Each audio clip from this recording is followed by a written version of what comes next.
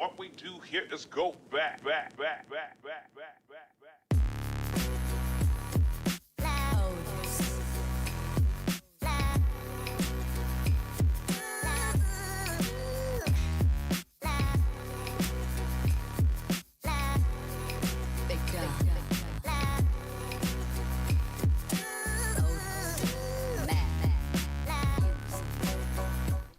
Hopefully we should be live. Good evening, Mike here, Mike's Unboxing Reviews and How To, and hopefully you're having a better day than I've been having, and hopefully you can all see and or hear me. Please let me know in the chat if any of those apply. That would be good. You're alive. Yes, we are alive. It's been one of those days. Live or alive? Nick Barnes says, love the Icicles intro. Yeah, I thought I'd get it a bit Christmassy. This is probably going to be our last stream, actually, before Christmas. So, yeah, I wanted to make it a little bit more Christmassy than usual. Hence the decorations. Well, I tell a lie. There is actually a decoration, although I don't know where I've put it. Oh, there it is. It's on the shelf. I have a Christmas decoration. Rasher says, bit of a shit day, Mike, I believe. Oh, God. I'll tell you, if any of you are squeamish or have weak constitutions, might probably be best to kind of either mute or, I don't know. You can listen if you want to. It's quite amusing. But I've had literally a shitty day. A very, very shitty, dirty, horrible, smelly, wet, nasty day. Anyway, I'm going to plug in my Christmas decoration. And you probably noticed, some of you, I'm actually wearing jogging bottoms. And that is because my usual attire that I normally wear got rather wet and well, yeah, just basically very mucky. It's been one of those days. I'm not sure if you can just about see that in the corner there. The light is a bit, you can just about see it, there you go. So that was our electrical Christmas card from Inwin. Bless them. And actually, thank you for those of you that have taken the time to send us Christmas greetings and cards, etc. Is much appreciated. So thank you very much. Drain pipe busted, Mike? Yes. In the UK, I'm not sure if it's the same plumbing system around the world, but basically in your bathroom you have what is called a soil pipe. Hence it has soil in it. Human soil, unfortunately. And it runs from the back of the toilet, big long pipe, it's got a vent at the top, goes down and then goes into the drain system and all that kind of stuff. So it's separate from your water main or your water drain up until the point of it hitting your main drain. Ours is a 1930s house, so it's pretty old, although it is a plastic downpipe. So I think it's definitely been replaced at some point in history, but not since we've been here. We've been here nearly 20 years now. So it's the original pipe that was there when we moved in. And it blocked up very recently, about a month or so ago, I think. October, wasn't it? Yeah, October time, Exactly, and the car failed. we were around about time then. The pipe, basically, we were told that there was limescale in the pipe, which was basically yeah, super thick, and we saw some pictures of it. And some of the limescale was about kind of the width of a pen, so that was coated around the outside of the pipe, and some of it had cracked off, and obviously the stuff that goes down the pipe, tissue paper and waste, etc., it all started backing up, and it got backed up to basically the point of the toilet filling up to the top. So there was a lot of water and a lot of debris in there, let's say.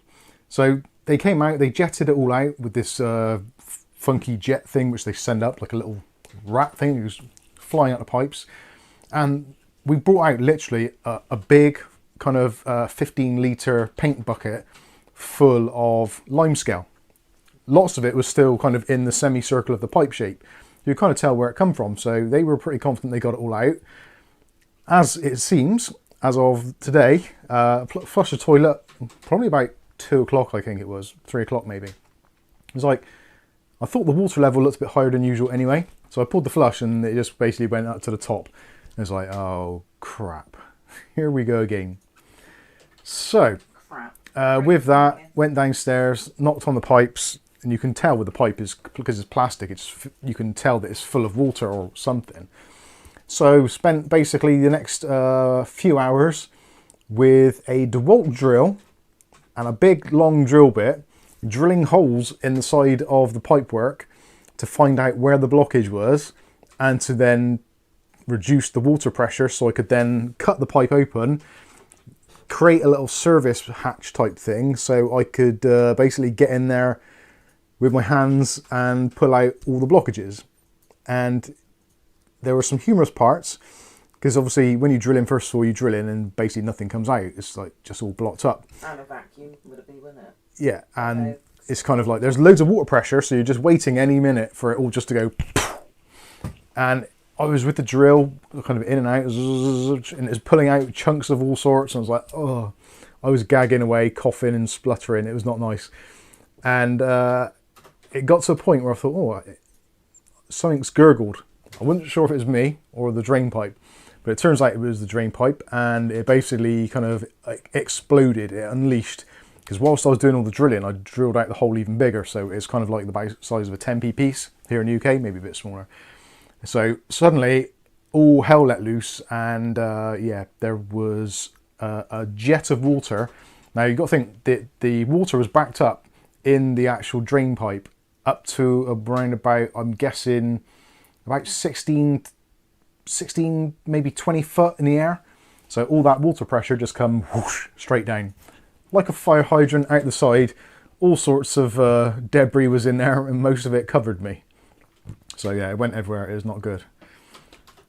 So I've got a video of what came out. Charles Ballard says, you drilled the pipes? No, I'd called a plumber. I called a plumber the last time. £350 later. 300 or 400 quid later, and I'm basically still out there covered in shit again. So full of limescale. it was literally full of limescale, and I've actually got some of it put to the side because I'm going to send it to the company and say, look, you clearly didn't get all the limescale out because we've had exactly the same thing happen again. So I wouldn't say I'm incredibly upset, because I think subconsciously I knew deep down that it was going to block again. They didn't do it properly, but they were on the meter.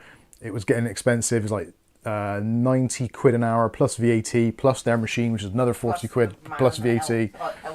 Oh, it was just, yeah. They basically, you had to pay £90 for a man to hold the hose and £90 for a man to use the hose. So anyway, it was extremely expensive what it is, but now it's yeah, it's great. The pipe doesn't look great, so I took out my DeWalt multi-tool. Great piece of kit. I love my DeWalt multi-tool.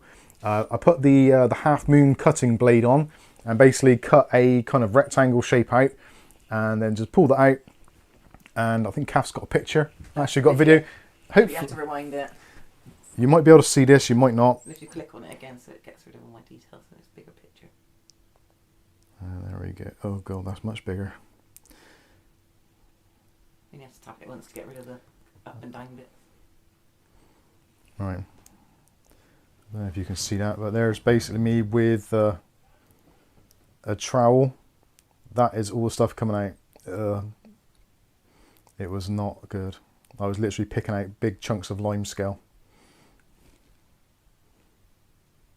Yeah, anyway, you get the idea. It was absolutely everywhere. It took chunky pieces. That was, yeah, those chunky pieces are basically, it was, yeah, no gloves. I know. I was going to get gloves, but every time I tried to get some gloves, I got stuff in the gloves. So I thought, well, I'll just be careful and obviously just rinse my hands very regularly. I actually had, by the side of me, which you couldn't see in the shot, there was actually a running hose pipe. So I was kind of every couple of seconds, I was just dousing things down. So it wasn't as gross as it looks, although it actually was, to be fair. It was horrible. And I was there, I was like, really trying not to puke. So, yes, Roderick says that needs a long-term solution. Well, the long-term solution is now, hopefully, the fact that the pipe has, I hope, has kind of crumbled enough of the limescale so that it shouldn't be a problem anymore. That is, you can see the bit that I cut out there. I've left that, I've just basically sellotaped it back on with like some high, what's it called, sellotape. So, if it gets blocked up again, it's going to be very easy for me to just pull off that inspection panel type thing, and very easy. Yeah, do whatever. Do whatever, yeah. It'd burst itself off though, wouldn't it? Under that Yeah. pressure. Riley says you need a diluted bleach hand rinse.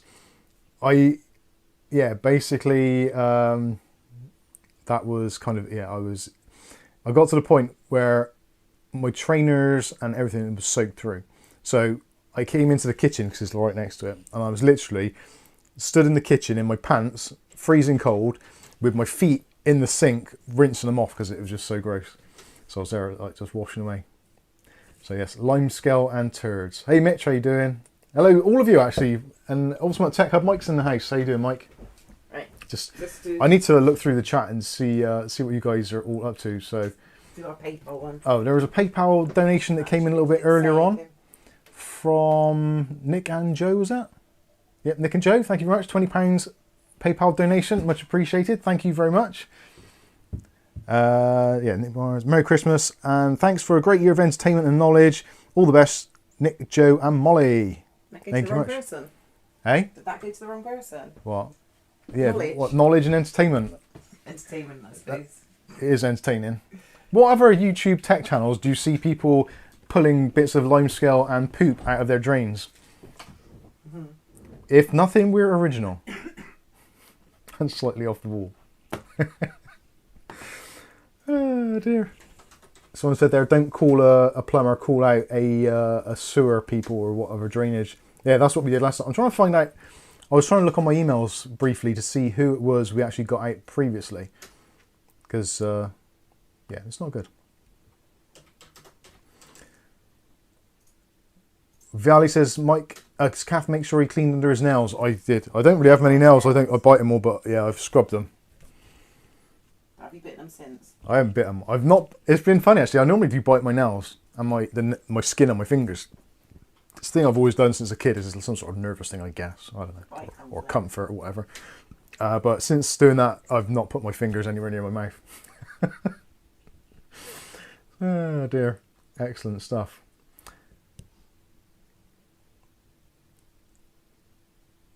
Ultimate Tech Hub says I'm starting a new channel for limescale and poop. Damn. That's where the money is. Roderick says, never get class content like this on Uncle Kerry's channel. That's right. Yeah. Kerry Holzman says that our channels are alike. I think I've just separated us a little bit more. Oh dear. Right, so various things we're going to talk about tonight. Obviously, I've got that out of the way. It's been an absolute pain in the butt. I wanted to do a proper nice little Christmassy stream tonight.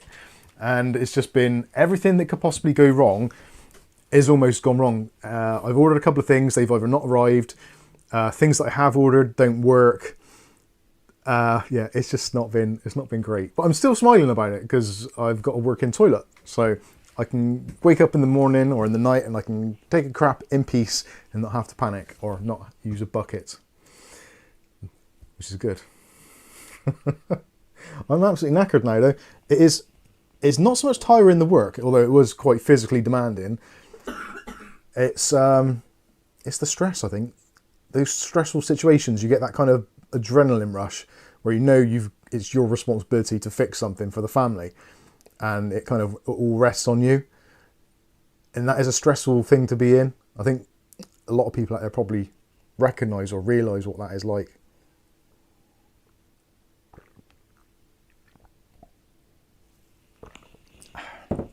So yeah, that is really cold. That was made actually before I started doing it earlier, I think. It was, wasn't it? Dear. Anyway, so tonight's discussion, the B580 Intel Arc has come out and seems to be very good. I would love to be able to confirm that, but unfortunately, I did do a pre-order, which still hasn't arrived. So yeah. I can't even remember which company I did the pre-order from. I think it was Overclockers UK. Excuse me. So I'm pretty sure that will be turning up probably Monday or Tuesday. Excuse me. So yeah, we'll see what happens there when it arrives. We've got some other deals as well this week. Some of you, well, actually, we'll start off on this. This is where this PC comes into play. So this PC here is designed or supposed to be replacing my video editing PC, which is currently on top of my desk over there, which is essentially the same PC, but it's in white and it has the ASUS BTF graphics card and BTF motherboard. Now the BTF is great, I like it, it looks very nice, but it's extremely restrictive for upgrades because basically they appear to have abandoned BTF at the moment. That may change when CES happens early next year, but until that happens, we've no idea. So I'm treating it as an abandoned project. So I will be taking my video editing PC, which is up over there, which has got the 13900K, the Tough Gaming Wi-Fi Z790 motherboard, BTF, and also the Tough 4070 Ti Super BTF in there. So it's a really nice system. Don't get me wrong, it's a very nice system. But where it is in the room, it's white. It picks up an absolute ton of dust and dirt, and it looks lovely. But on close inspection, I can see it's all starting to go a little bit kind of yellowy and dirty and grimy, and I just can't be bothered with it. Also, the BTF form factor, although it's very nice, it is, like I said, it is extremely restrictive because I basically can't do anything with it because I've got nothing else, which is BTF. And I don't want to waste the graphics card in another system, etc. Anyway, long story short, there was a deal which another YouTube watcher, viewer even, and Discord member on the quiet sent me a message saying, Mike, there is a mental ridiculous deal on eBay at the moment from quite a large company. It looks like it's a pricing error. Do you have around about £300 to invest in a potential graphics card sale? So me being me, I'm always up for a little bit of a deal if I can find something. So the seller was listing a RTX 4080 Super, brand new, sealed in box, for I think it was £320 I think it was or something, but there was an eBay promotion on for 15%. So I think we both paid roughly about 260-ish pounds. I think it was that. I'd have to check my figures, but it was less than £300 anyway, after the discount. So an RTX 4080 Super, which realistically these days, if you're going to buy one, which you probably shouldn't at the moment, if you bought one, they've actually had them back in at scan.co.uk, the Founders Editions, for £950. And most of the other aftermarket ones are somewhere in the region of about £900 to £1,000 or more for the 4080 Super. So it had a longish shipping date. So placed the order towards the tail end of last week, and I think it might have been Monday or Tuesday actually. What temp is it in here? Or it might have been, I don't, it might have been after the stream last week. I can't remember. It's currently 23 degrees. Yeah, it's quite hot, isn't it? Yeah, that's right. So anyway, it seems like a scam. It's protected by eBay and PayPal.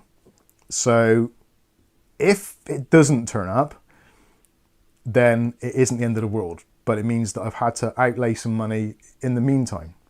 But for that price, I thought it just seems way too good to be true. And normally, if it is too good to be true, you should run for the hills.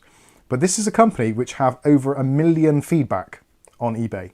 So these are like big players. They ship a lot of items, and they've got pretty good feedback as well. Saying that the courier's got it.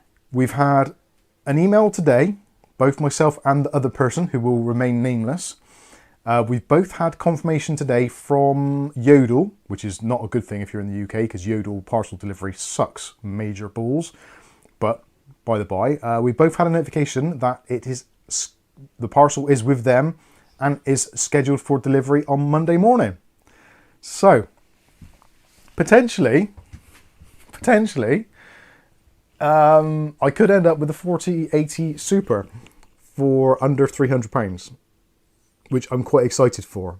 Hence why this PC currently doesn't have a graphics card in it. Because the 4080, I thought, well, the 4080 is a little bit of an upgrade over a 4070 Ti Super. Especially for video editing, because you've got the dual encoders, I think. Anyway, regardless of that. So, this is my new video editing PC, which has the 14700K, which was also a deal on CCL, on one of their lightning deals. So I picked up the 14700K for £200. Well, £199.99 to be absolutely, completely honest with you. So. Wayne Taylor, if you could see. Wayne Taylor. Last comment, I think. The comment. Wayne Taylor says those cards have core and VRAM removed. Chinese sellers remove them for AI in servers. Well, that is a possibility, Wayne, but as far as the listing says, it is brand new, sealed in box. So, I don't know. Obviously, if it isn't, it goes back. But we'll see. So, 14700K in this machine. Originally, I put the processor in my video editing PC because I thought, well, the system's up and running, I might as well just slam it in there and see what it's like. And it was crashing all the time. So I've tried to get in contact with CCL here in the UK, and this was, I think, this time last week, in fact. And basically, I've not heard anything back, other than someone from their support centre saying someone will be in touch with you in the next 48 hours. It's now been, I don't know, more than that, 100 and something odd hours since that. So they're well over their due date. I've sent them 2 emails saying, look, come on, this is not good enough. And yeah, I still have a system which isn't working. I was hoping by now it would at least be kind of on the way to being fixed or fixed. So I tried today. I built up this, well, not today, a couple of days ago, I built up this system. I had a little bit of a quiet time on one of the evenings whilst it was kind of a little bit quieter and whatever. So I threw this system together because this is kind of what I wanted anyway.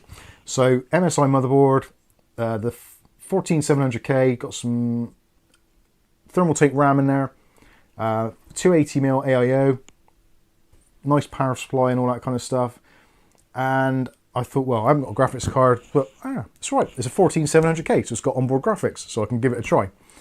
So I fired it up, and it loaded first of all because I transferred an old drive which had another AMD installation on, and it got a little bit kind of fussy, but it got into Windows and it was usable. I was like, oh, cool, this seems all right. It wasn't. It crashes. It locks up solid. And if I try to do a fresh installation of Windows from a new Windows 11 ISO USB media creation tool thing, it doesn't even install Windows. Especially if XMP is on. If I don't turn on XMP, I can get a little bit further into the installation. If XMP is on, it crashes at almost guaranteed 39% of the installation. So that sucks. So I wanted today, because I'm going to try and do a RMA directly with Intel, because you can do it directly with them. Ideally, it's better to do it with the person you bought it from, because ultimately it's their responsibility. But if that proves to be fruitless, which it is at the moment, you can do it directly with Intel, I think. But in order to do that, you need some of the information off of the CPU. So that is why this is still on the desk, because I want to turn this on, get a little bit of heat into it so I can warm up the thermal paste. Then I can remove the CPU, take the information I need off it, then I can create my RMA with Intel. So there you go.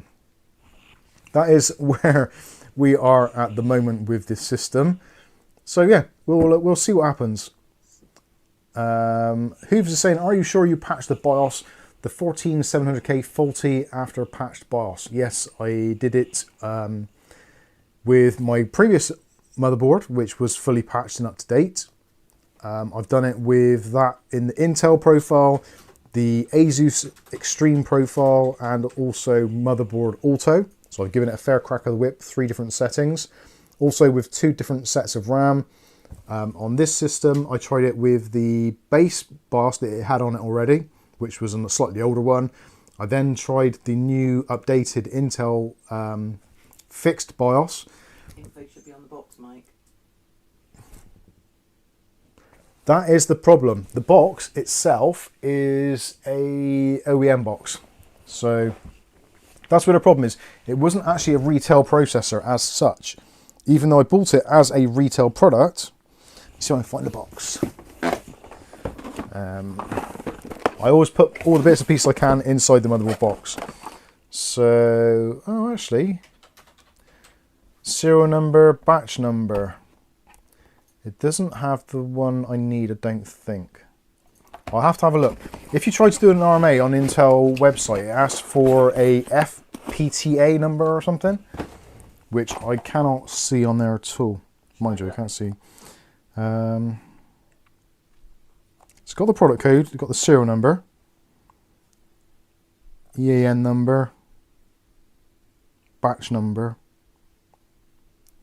I'm sure there's another number it needs, but I'll have to look on there. I'm going to take the processor out anyway because it's pointless having it in there because it basically doesn't work.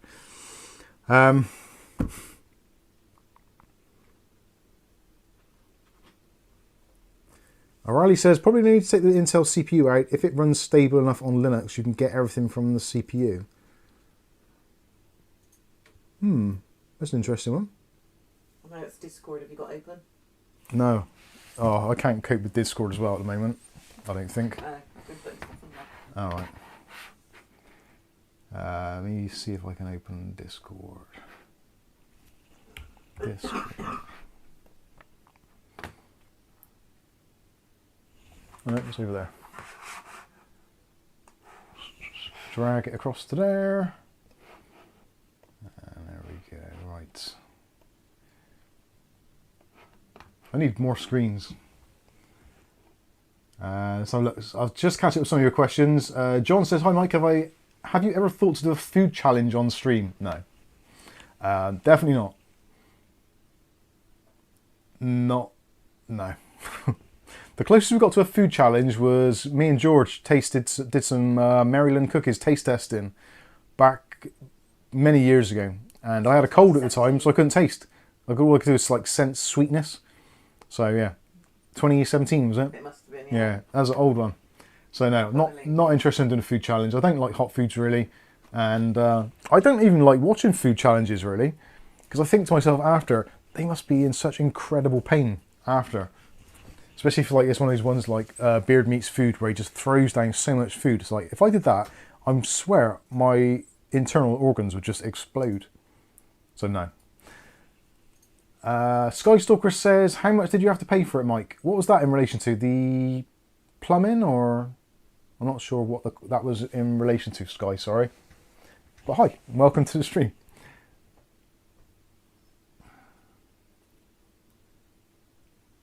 Wayne Taylor says, had literally 25 cards sent for repairs, missing core VRAM. Wow.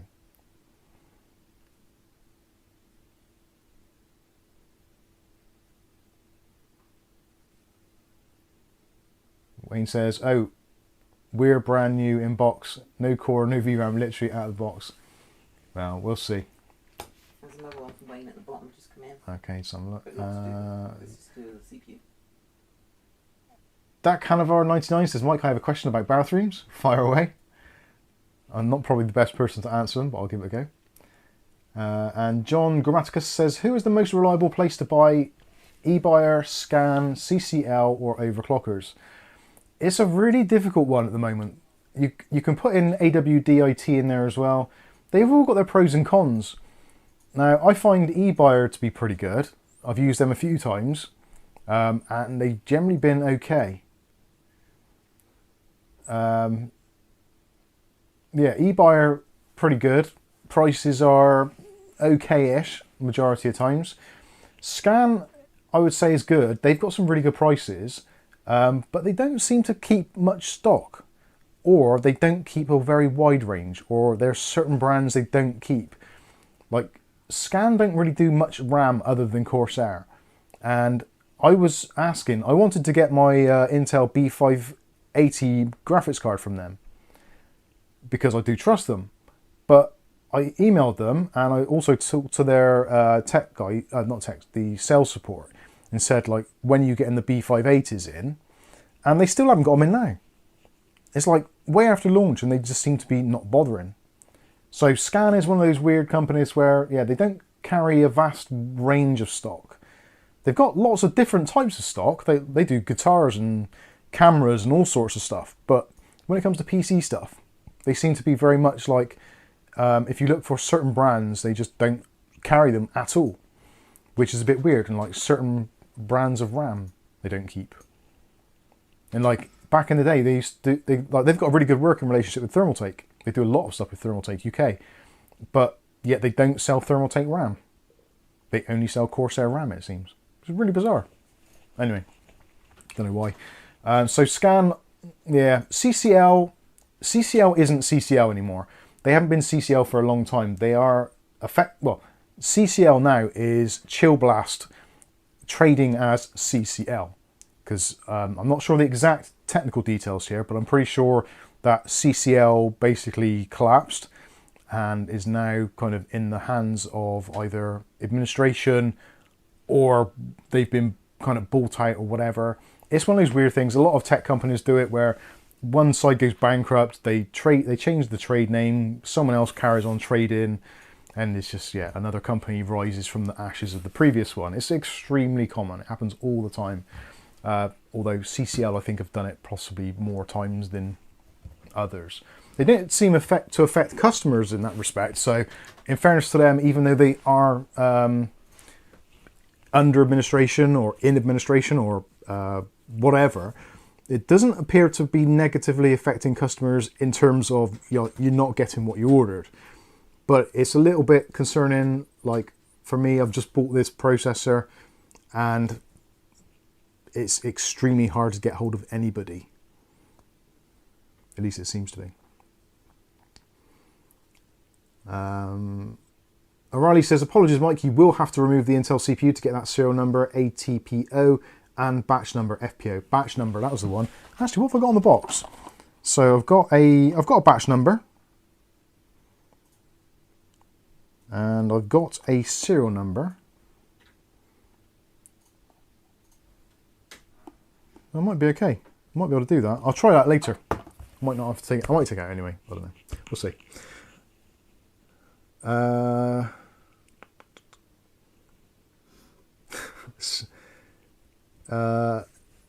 Synthemax Music UK, ask you anything. Okay then, how much wood would a woodchuck chuck if a woodchuck could chuck wood? Lots, I think, is the answer to that. That was on fire. Yeah. And Zero Defects Alan's just sent me a DM as well.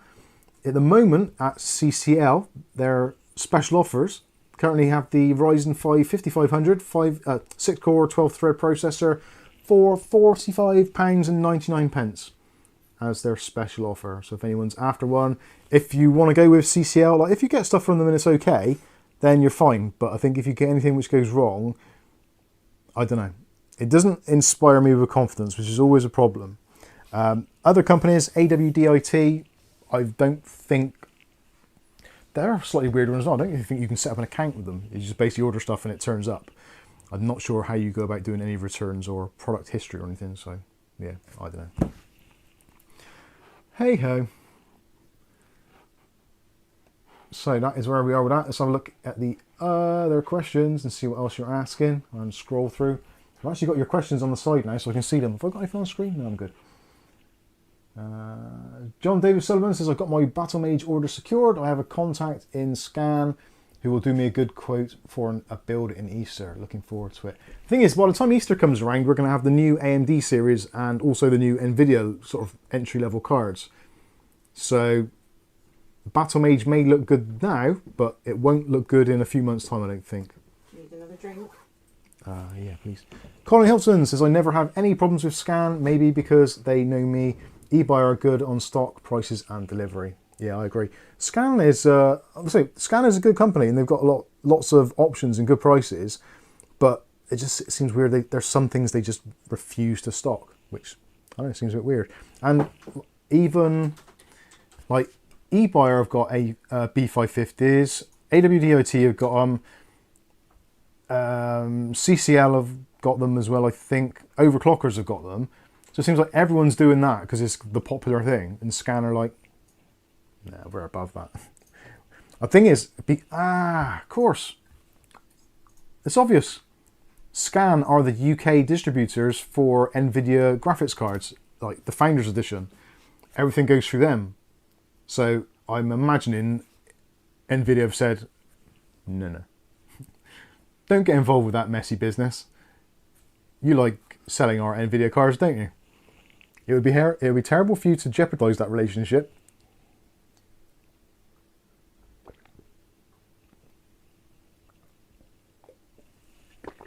Pete Unwin says, hello, Kath, Mike, and also all in chat. How you doing, Pete? Now, good evening, everybody. Like I said, hopefully your day is going somewhat better than mine. I'm going to fire up the PC in a minute and see how long it actually stays on. It might stay on indefinitely, it might not. Although, if I plug the mouse and keyboard into it, that would be really helpful. I was thinking actually, Arali sent me some little Bluetooth keyboards and mice, and that'd be great to use on this right now. But I can't use a Bluetooth keyboard in the boss, I don't think. So. And you're stupid enough to ask me. I asked Kath, I said, Kath, a Bluetooth keyboard won't work in the boss, will it? And she's like, you're asking me? Oh look, it's working. Is this a touch screen? I can't remember if it is. Oh, it is a touch screen. I don't need a keyboard and mouse. Screw keyboards and mice. Keyboards and mice are for losers. So, the hell? Oh, I've opened Clipchamp. I don't want to do that. That's a despicable program. So yeah, if I leave this just running, it's almost guaranteed it's going to crash at some point. Is that? Yeah, that is working. Touch. I'll just leave it running. We'll see what happens. It's probably going to crash any minute now. It'll get to the point where I'll press the screen and it'll just stop responding, even though I'm doing absolutely nothing. It's not particularly stable. It's like most of our parents when they go out at Christmas and they become very unstable.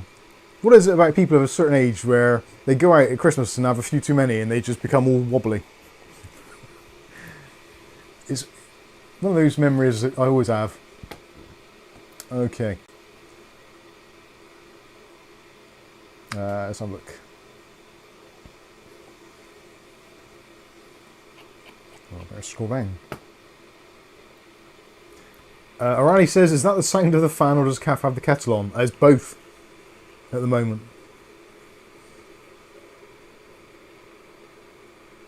O'Reilly says, I don't know if the Bluetooth keyboard does work or not in BIOS. Depends if it's built in Bluetooth or USB dongle. Good point. Firephone, Mike, bit of a personal question. You're always nice shaved. What razors do you use? I'm an absolute shill and I use Skull Shaver. Skull Shaver is, fun enough, this week I got some new blades for my Skull Shaver. I went for, there's 3 blades they do. There's the Carver, which is for coarse or kind of hard skin. There is the Carver, can't remember what the middle one is. There's one in the middle, that's for like normal everyday skin, and there's the Baron, which is, Carver, Forte is the middle one, and Baron is like for sensitive skin. So the shavers don't always come with the Forte, which is kind of like the mid-range one, so it should be suitable for everyone. But I find sometimes, even though it is good, it still sometimes gives me a bit of the old razor burn. So I bought the Baron blades, which are amazing. They don't get you quite as close shave. It still looks close, like on camera, it still looks like I'm clean shaven. But sometimes you can feel it, like especially a couple of hours into the day, like it's not as close as I'd like it to be. But on the flip side, you don't get all the razor burn. So this is kind of a win-win situation as far as I'm concerned. So recently I've replaced the blades. I got another set of the Forte. I thought I'll go back to those and see if I can, my skin will now handle a slightly closer shave. No, it doesn't. I still get quite a red throat. On some of the videos you'll see there's like a little nick on my throat.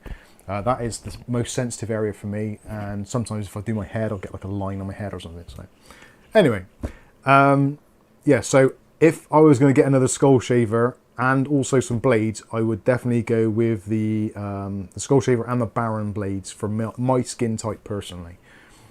When they wear down, generally they bed in after about 5 to 10 shaves and they get a bit better. So if you are getting any razor burn after the first kind of 10 days or so, it should settle down and be much better.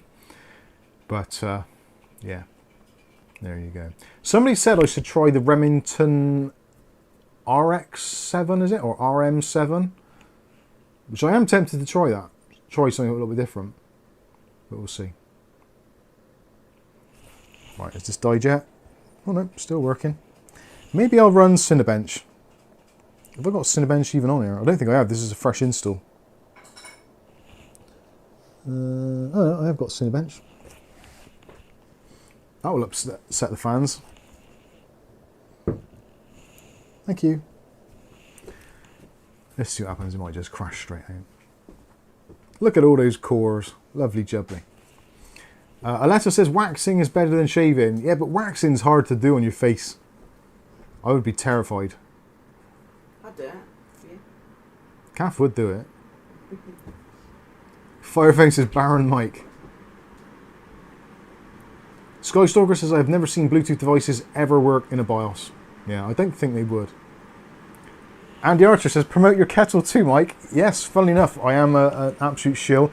The kettle which that drink has just been made of is actually one of our best performing videos on the channel. Not through anything I've done, but actually the company that makes it, Russell Hobbs is the brand, and they actually ran a load of YouTube adverts on the video we made, and it's had like 150,000 views or something.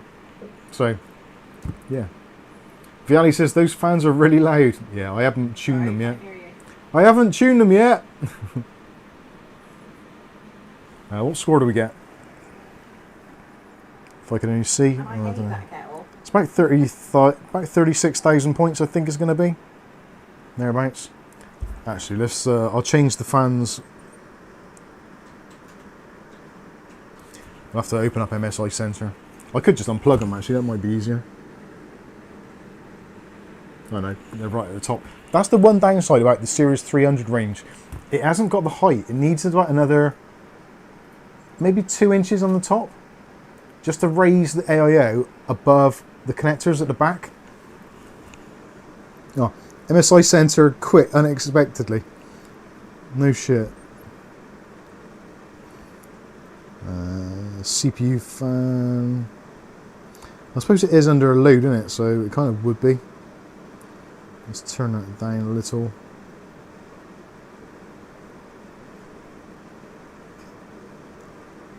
No, that's not going to work. CPU fan. If I turn the system fans down, that would be alright. Well, that should be better anyway.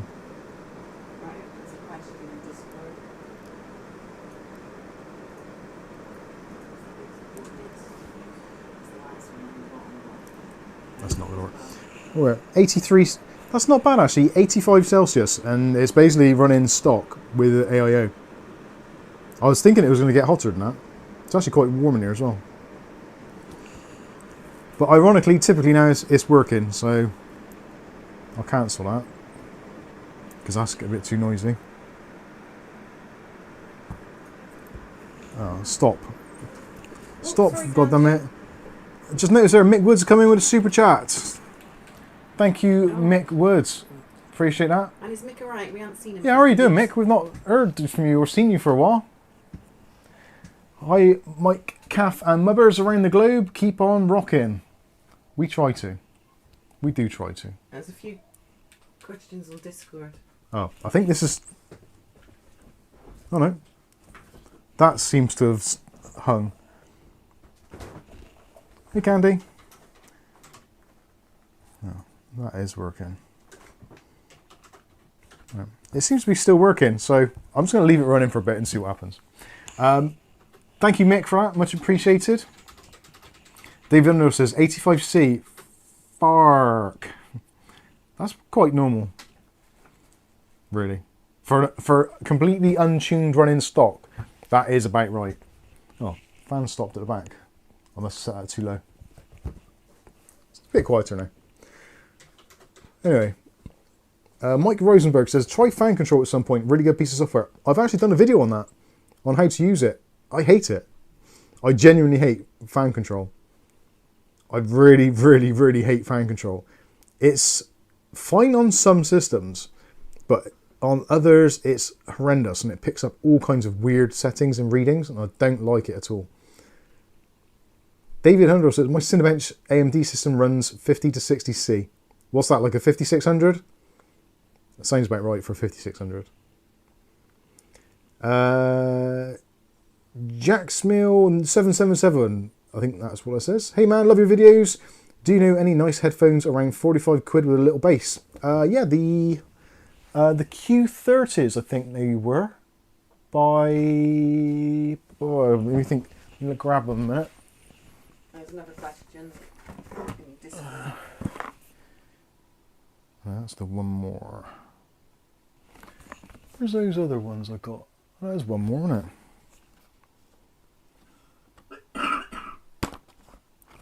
One more Sonoflow. Yeah, look up the one more Sonoflow. Those are pretty good. Or if you want something else, the Pecan F6. They were pretty good. Sorry, just looking at my headsets there. Viali Winner says, hit the likes, people. Have you heard me? I've said it about 6 times. Sorry, what? In Discord, there's a question that you missed the first time around, and it's Got you. I'm there. OVSI, I think. I'm having a look.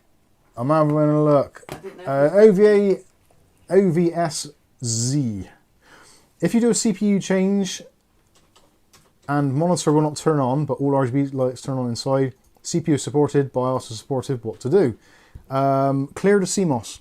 Take out the CMOS battery, discharge the power supply in its entirety, let it go completely flat, press and hold the power button on the PC with the power off, just to discharge any residual electricity in the system, and reset your BIOS back to the factory defaults. That should do it. We've done a full video on that. If you just type in how to reset BIOS in YouTube, I think our video is probably one of the top ones on there. We've actually done 2. Thank you for the super chat. Who's that from? Mark Gaines. How you doing, Mark Gaines? £20 super chat there. Thank you very much. Says Mike Kath, Merry Christmas and a Happy New Year. Thank you very much, Mark. Much appreciated. It's quite funny, actually. Quite often see Mark over on Kerry Holzman's channel. Now, if you haven't watched Kerry Holzman in a long time, I suggest you watch his channel.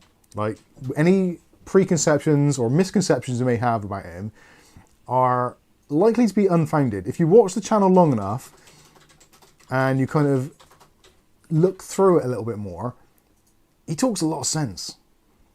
Now, I often thought he was kind of sometimes a little bit too negative or a little bit too opinionated. But a lot of the stuff he's actually pretty much right on. So if you haven't been over there already, I would strongly suggest you take a look. And it's quite good because the live streams around about 8 PM UK time. For us in the UK, if you're looking to watch something past the night away, then it's pretty good. Ian Hutchinson. Am I allowed to say that? I think he said it was alright. Yeah, I suppose so. Another super chat, PayPal donation, sorry, from Ian Hutchinson. Thank you very much. £10. It says, Merry Xmas and a Happy New Year. Thank you very much. Much appreciated. Candy, you going for my fingers? Candy's biting. AQ Mahara, I think that is. Mike, will be getting an Intel Arc an Arc B580. Yes, I have got one on order, but it hasn't arrived yet. Sadly, Overclockers has not sent it to us yet. I got it on a pre-order as well, £249, so I'm pretty pleased with that. I think they are going to go up in price after the initial releases, so yeah. There's another super chat or PayPal donation coming from Gary, which I can never pronounce his surname. Satka. Satka? Yeah, that might be it. Siatka. £25. Thank you very much. Says Merry Christmas from Gary. Thank you very much, Gary. Is that turned itself off? This sucker's not going to crash now, is it? That's really going to piss me off. Not going out, Oats. I want to go to the boss. Typical. This is normally flaky as a mother. I'm trying to think, what did I run last time which made it crash straight away? Well, the Windows install. I could always try it again. Letter says, I'm sure CH is an okay guy, but he's a spitting image of an uncle who used to try and fill me up when I was a teen. I wish I'd read things before I say them out loud. I'm laughing because I'm not laughing because that's a terrible thing, but the association of the two is just, oh dear. That's a nervous laugh, I think. He is an okay guy. Just watch it like blinkered or something. Can you go up to that super chat and then work way down from there for questions? Yes, super chat, So okay. Mark Gaines is super chat. Mark Gaines super chat, there we go. Thank you. So Mike will be getting ARC yet, done that. Mike, will the GPU prices fall because of new Intel GPUs? Is a question from Firephone. I don't know. I would like to think it might leave. I think it's going to affect AMD more than it's going to affect Nvidia. Nvidia couldn't give a rat's ass. They genuinely couldn't. They're like, we're basically printing money at the moment, so we can charge whatever we want for whatever we've got, and people will pay it. They know that. Like, look at the GT 1030. I even bought one, and I know better. Mind you, saying that I bought two 6500 XTs as well, so not just one, two. That was a regrettable situation. Yeah, I think AMD will definitely have something to mull over here. Like I said, Nvidia, not interested at all. But I would say definitely when it comes to AMD, they're going to be looking at this and thinking, right, what have we got? What's in the lineup? How much VRAM has it got? And where can we justify cutting prices? Now, they don't have to cut prices massively because AMD do probably have the upper hand over Intel in terms of customer loyalty and also that customer kind of want. So if they do a similar spec card for 279, let's say, like £30 dearer or £20 dearer, people would probably buy that over the Intel one just to not have to go with the hassle.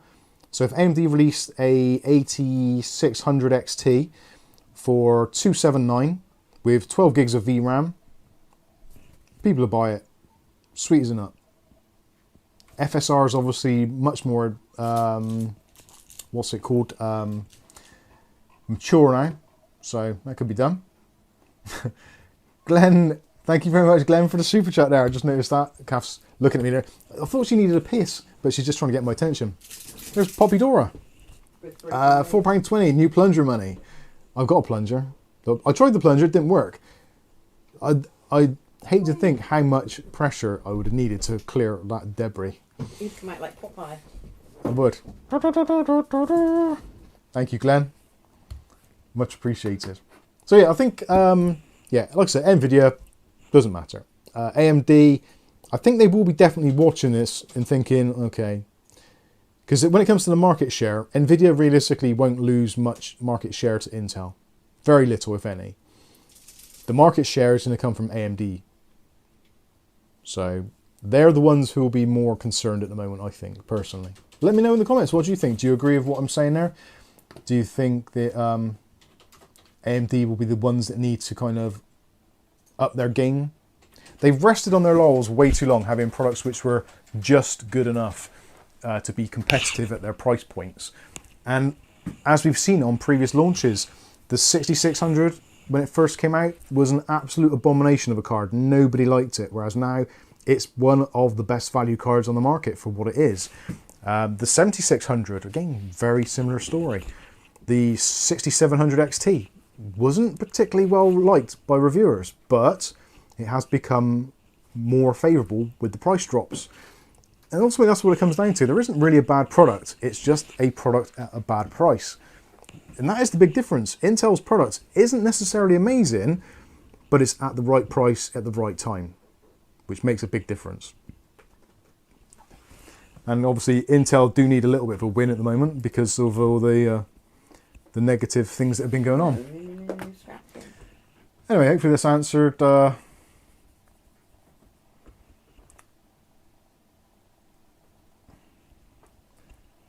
Wayne Taylor says, lol, Intel don't check, trust me, they just replace. I hope so. I do actually want to use this processor because it's really good for video editing. It actually steams for it. Rick H says, I like my GT 1030. To be fair, I do like mine. It's come in handy very, very many times. Rasher says, thank FC UK, Intel have entered the scene. Yeah, definitely. I think they've come in and they've done a good job, I think, personally. I'll be interested to see what it's like. One thing I've noticed, and actually some of you probably, due to the fact that it's got a wide reach here, you can probably answer this better than I could myself. Have you seen anyone benchmarking Fortnite and actually showing gameplay with the ARGB 580? I have not seen a single piece of footage of gameplay in action with that card, which means either two things: it's hideous performance or it doesn't work flat out. And I was really hoping that by now I'd have had the card so I could test it for myself. Now, for a lot of people, myself included, Fortnite is like a big thing. It's one of the few games which I actually play on a semi-regular basis. And Fortnite doesn't just have the popularity for no reason. It's a massive game. It's probably one of the most played games on the planet, I would argue. At least one of the more well-known ones, and probably one of the more lucrative ones in terms of money making. So why have we not seen any Fortnite benchmarks? I don't know. They're left-handed. Because they're left-handed. Oh my god. Side rant. I'm a left-handed person. Hi. You probably realise this by now. When I'm using my keyboard and mouse, I have a keyboard here. I have a mouse adjacent to my left-hand side. I have a keyboard here. I generally tend to use arrow keys because, well, they're arrow keys. They're directional. That's normal. It's you weirdos that use WASD. It's like, weird. Anyway, I digress. So I use the arrow keys.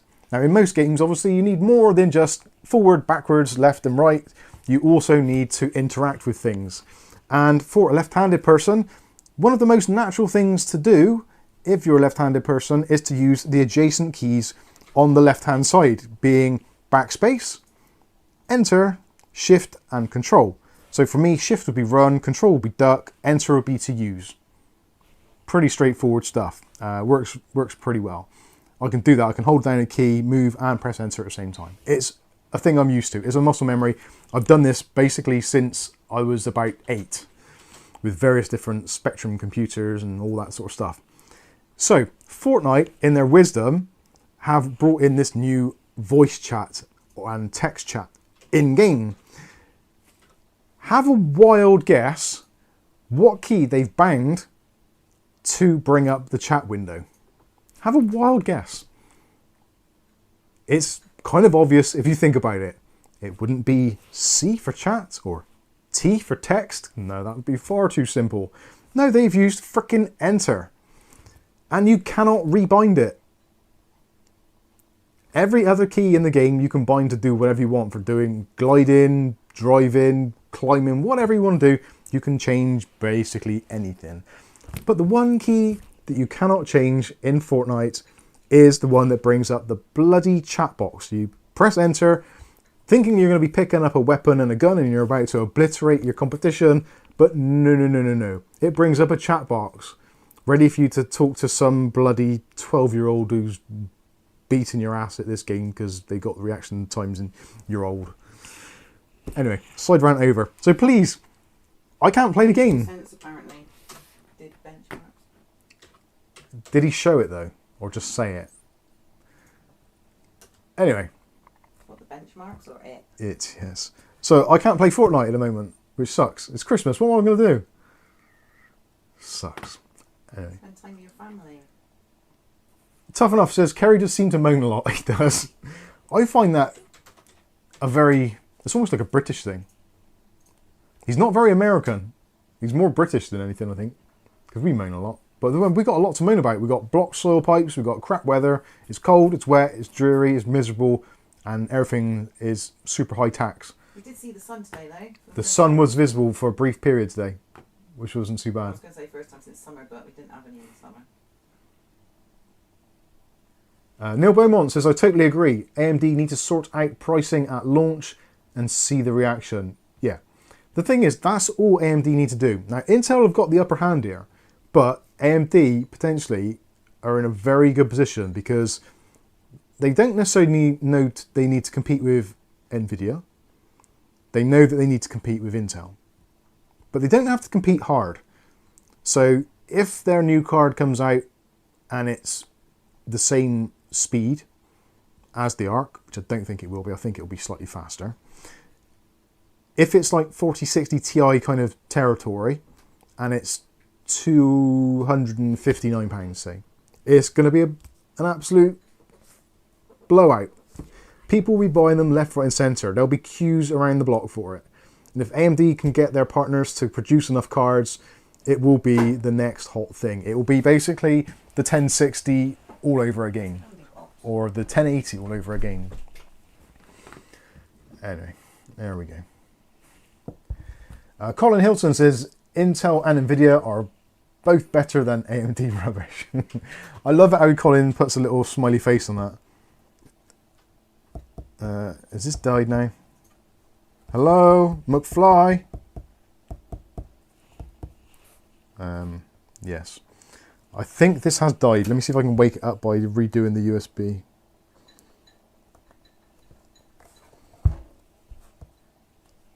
Monitor's working.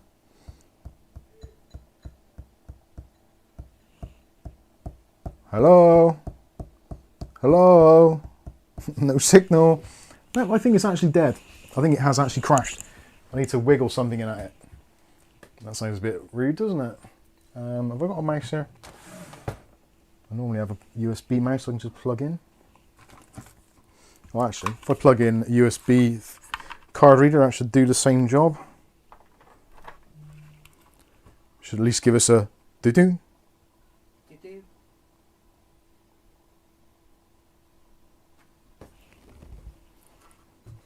It would appear it is dead as La Dornell. Actually, I've got a keyboard up here. I could try that. Ah! Scared of the dark. Let's scroll down and see what that is. It's not even on my screen yet. Oh, it's there. Bloody hell. Fred V, I'll say, because I'm not sure if you want your name to be known. But Fred has sent a PayPal donation. Thank you very much. And is there a thing on there? No message. No. Fred is over in the Netherlands. Thank you very much, Fred. Much appreciated. You lot are so kind. Right. My tough gaming keyboard is lit up. Wow! Gamer! Right, number lock works. Oh, it's woken up now. You sack of... Ooh. Right, it's still working. Well, that's upsetting. Stop working! For F's sake. Oh dear. Right. Call Greg for a fix or flop. Not a bad idea. No RGB on. It's on now. Dave Aikens in the house. How you doing, Dave? David, I should say. That's Jan. Mike has been talking for so long that he hasn't heard that the PC has been off for 10 minutes. Which one? This one. Yeah, I was concentrating. I was focusing on the viewers. No light, the PC is off. No, it's in sleep because I have it set that the monitor turns off, it turns the RGB off at the same time. Because you don't want to waste RGB if your screen's off, do you? Saving energy, saving the planet, etc. But yeah, so when the PC is, well, when the screen turns off, the RGB turns off. That's something in MSI Center, which I kind of like. Aletta says, someone call a PC tech, stat. We do need one of those. Could do with one. No lights. See, you're all saying that. Charles Ballard says, no lights, the PC is off. No! It's not, it doesn't work like that. Mark Botanist says the 1080 was legendary. Yes, it was. Sorry, Mad. What did I say, Mark? Yeah, I think Mark, so. I need some more glasses. Intel Processor Diagnostic Program. That's a good shout. Let me see if I can actually get into that. I'm pretty sure I've run that before and it passed. Oh, God. Intel Processor diagnostic tool. Is the PC insured, Mike? Is the PC insured? No. No, PCs are, well, they're kind of insured under the house insurance, I guess. Patrick's in. Hey Patrick, how you doing? I expect. Oh, I don't want to go to Softpedia. That's the scourge of the earth. There we go. I think it's going to pass the diagnostics tool, to be honest with you. What case is this, Mike? This case is the Series 350 MX from Thermaltake. PC goes into sleep mode, yet monitor and power is set to never. Should I check in register or sim for settings? Where's this question? Nick Barnes. Nick Barnes, let's have a look. I've given up on Discord because you never look at it. Alright, I'm trying to, but I can hardly see it on the screen. Scroll down, Nick Barnes. Morton 1210. Hey from Upper Marlborough. MS USA, how you doing? Nick Barnes, there we go. Question, PC goes into sleep mode, yet monitor and power set to never. Should I check the registry or... PC goes into sleep mode and monitor and power set to never. If you've got something like, I'm not sure what motherboard you've got. If you've got an ASUS or an MSI one, you might find that if you've got Armoury Crate or MSI Center, it might override those settings if you've got any of those power management things on. I'm not entirely sure. If you've got them set to never and it still goes to sleep, that's a bit bizarre.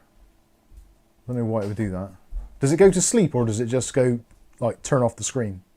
Or does it properly go into like sleep mode and you've got to press the power button to wake it back up? Fred? Hang on. This is not easy to do without a keyboard and mouse. Next. I'm not sure what I'm doing here, so I'll just click on next. Oh, I agree.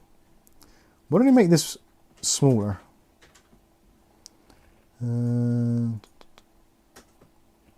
Close. Cast to another screen. No, I don't want to. There we go. Right, that's running the processor diagnostic. Ooh, pretty. Oh, the fans turn on and back. Right, Fred. Do you perhaps also know how long we can use DDR4? DDR4 will be about probably for another 3 years or so, I guess. You can use it for as long as the PC is working, and like as long as it does what you need it to, then it's fine. I think you can still buy some systems on the market now which are still using DDR3, or at least DDR3L, which is kind of like the small version of it, which is in smaller form factor PCs and stuff. But yeah, DDR4 is going to be around for the foreseeable. I don't see it going anywhere. There's a massive user base of it. It still sells. If you look on Amazon's sales history or #1 sellers, top sellers, look in the RAM section, DDR4 is still in there. So as long as people are still buying it, they will still make it. So I wouldn't worry about it having any kind of real life factor expenditure type thing. Mookie, what if you tried to flush the PC down the toilet? That would probably be a good idea. I honestly, what PC was I was doing the other day, and I said I was literally going to throw this outside. I know that was the controller, wasn't it? I was going to just smash it to pieces. No, it was a PC. Was it? Because I said make sure you open the window before you do it. Oh yeah. What PC was it? Probably one of those. There was another PC I was working on this week, and it was like I am seriously going to just throw this outside in the garden. It's driving me insane. And then Nick's replied. Rick says my i7 3770 uses DDR3 1600. It's all good. Yeah, so as long as it's still useful, then yeah, it will still have a long time. You can still buy DDR3 on places like AliExpress and stuff.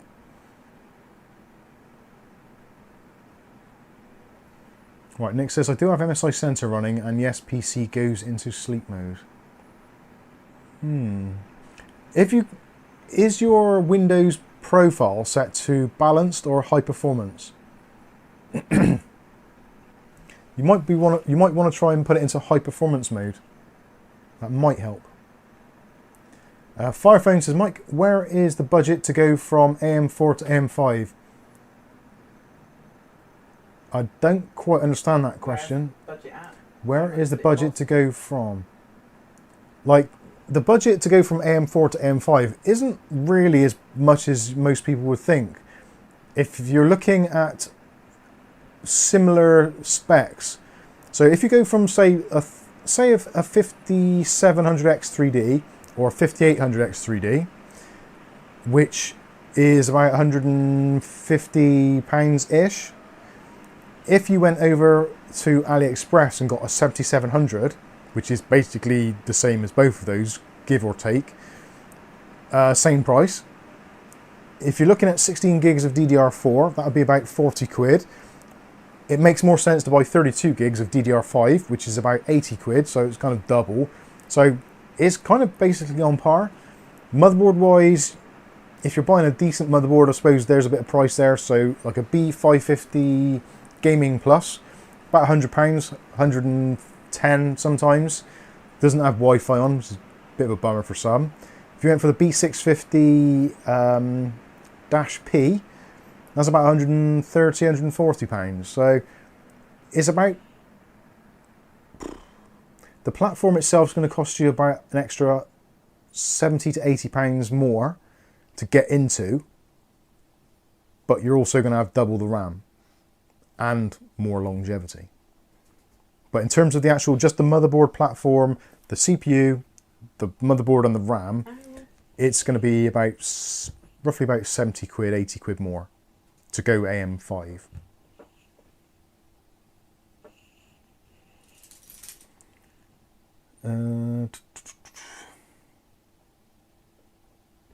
Skystalker says, I guess I'm in a minority. I really love my 7900 GRE video card. It just works fast. Enough said. I regretted buying the 7800 XT because the 7900 GRE not long after was basically the same price, and the GRE would have been the nicer card to own, but it wasn't out. So I did the regrettable thing and bought in early, as us tend to do. Some of us tend to do, anyway.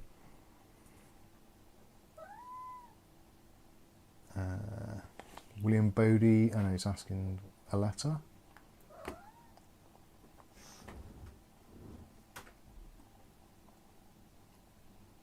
Right, so the CPU is passed, as you've probably, well, it's got a green thing there. So that's kind of worked, which is annoying as hell. Why is it working now and it wasn't working before? Please. Although saying that, I haven't got XMP turned on at the moment. So I might just quickly reboot and turn on XMP. In order to do that, I'm going to need, oh no, keyboard. I can do it with the keyboard, can't I? I should be able to navigate around that because I nearly said I'm a professional, but let's not get carried away with ourselves quite yet. Where are we? Restart. Oh. What is that? DDE server OneDrive's died. That's right. I forgot to uninstall OneDrive. It is a fresh install. Windows fresh install. Sky says, I got mine at the first release, might be harder to find now. Yeah, they are. Patrick Lavelle says, maybe you have to lick the socket or the GPU. Now that is something which I didn't think of. This isn't going to work as a touchscreen, is it? Or is it? No. I know it will in Windows because it has the drivers, so let's see if I can tab around. Memory. Can I turn on XMP from here? I don't think I can.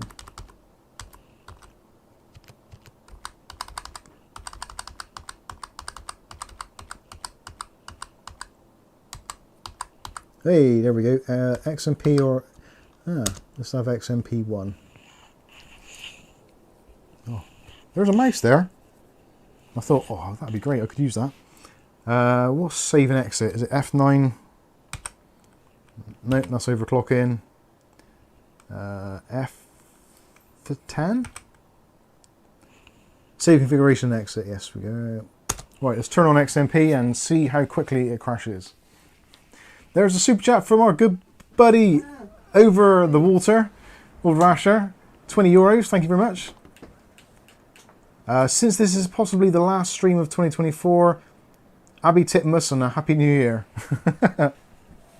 Abby Titmus, there's a name I haven't heard for a long, long time. Wonder what she's doing these days. Probably best we don't know, to be fair. Thank you very much, Abrasher. Appreciate that.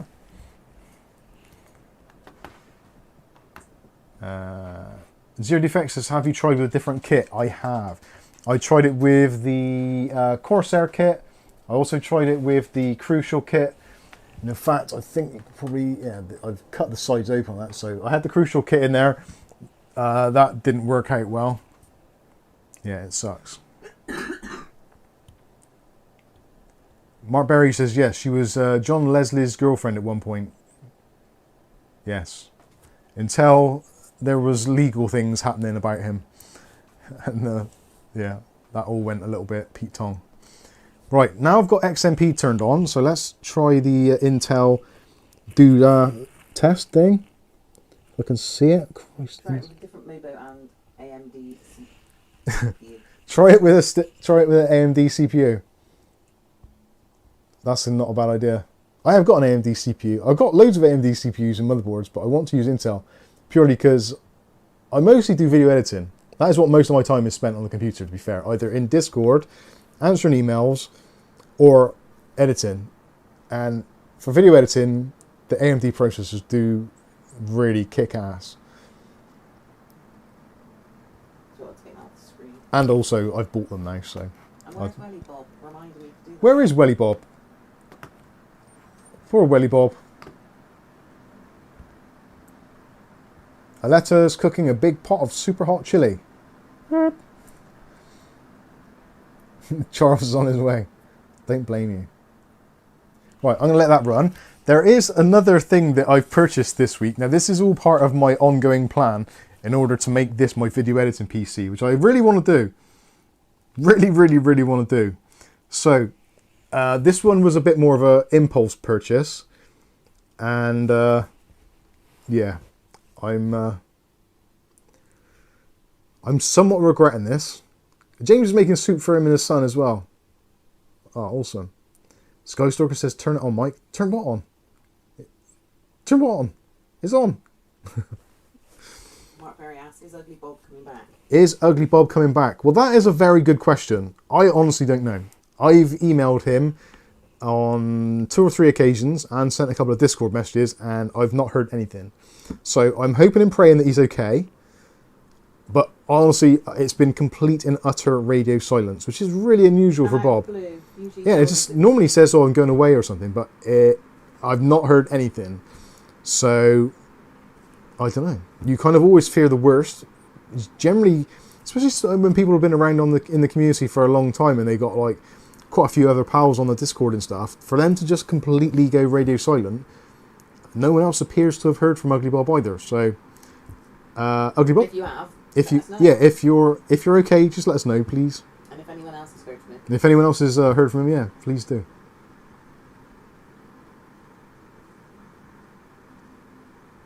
David Underhill says, no, Mike, that old sad reason editing works okay on AMD. Actually, AMD and DaVinci Resolve, I think Intel is actually better on DaVinci Resolve, from what I can recall. I have used it a couple of times. Rasher says, is Ugly Bob still alive or did he get cancelled on a mission? That's kind of, I don't know.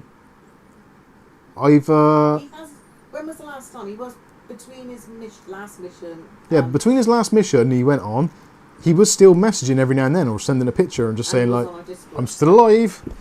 Sorry I've not been on. And he difficult to get communications. He was away the weekends, so he wasn't on the stream, but he was around. So it's not been the whole duration. Yeah. David says, no, AMD works best on Resolve.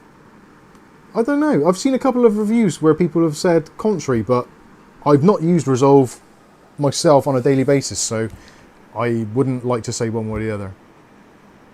Also, I guess it depends on what you're doing in Resolve as well. because much like Premiere, it depends on what you're doing actually in video editing. Like to say video editing is better on one platform than the other is a little bit misleading, because some people might be really heavily into color grading, some people may be heavily into using multiple timelines, some people might be doing other things. So it's a difficult one to kind of really pin a specific thing on. Like you can do like the Puget benchmark and see which one comes out on top, and that covers like a bit of everything. But if you don't do a bit of everything, and you're more concentrating on timeline scrubbing performance or rendering times, that sort of stuff, it is a little bit different. DaVinci Resolve is an Aussie product. I did wonder. Blackmagic Design is one of my old jobs. I've used it once or twice and I found it a little bit hard to get into. But it's coming up for that time of year where I have to renew my Adobe membership, which is not cheap. So I might have to bite the bullet. Why do you have to renew it? Why can't you just carry on paying it to pay for it every month? Yeah, well there is... Why can't you just carry on? What, carry on doing a monthly? Yeah, once you've done the contract, like any other thing. Yeah, I think you can do. Why does it... You have to do a whole new contract for a whole new year? Yeah. They need to go really, don't they? That's just rude. Wayne Taylor says, uh-oh, it passed. It's passed again. Oh, this is just not on. Right. The last time that it crashed... Sky says, Mike is the contrarian. He wants to use the underdog CPU. I sort of do, and I sort of don't. I do like underdogs. DaVinci Resolve is now only subscription based. No, I think you can pay a yearly fee. You can use it free, but there are limitations. But if you can buy, I think there's a lifetime license, or at least a license for the current version, so you can use it kind of indefinitely, which is I think, if I remember rightly, it's about £200 or something. Maybe 300. Stephen Miller, hi Mike, would you not consider using a M4 Mac Mini for editing? Yes, very much so. I had an M3 Mac, I bought that for that purpose. So I could just use my PC for gaming and stuff, and for editing I could just use the M3 Mac. But the M3 Mac was only an 8 gig version. The new M4 with 16 gigs is very, very well, I am quite interested in doing that. It's still not brilliant, but it is much better than it was. But you'd still have to buy like the £600 Mac Mini, then a docking station so you can put an NVMe drive in, because you don't want to do the Apple upgrades because they're just ridiculous. And then it's the same situation. Like, yes, it's great because it's got 16 gigs of RAM now, but what happens when you want 24 gigs of RAM or you want 32 gigs of RAM? You have to buy yet another Mac Mini, which is a little bit of a pain. If they could do upgradable memory, I think it would be a big, big change in how people viewed them.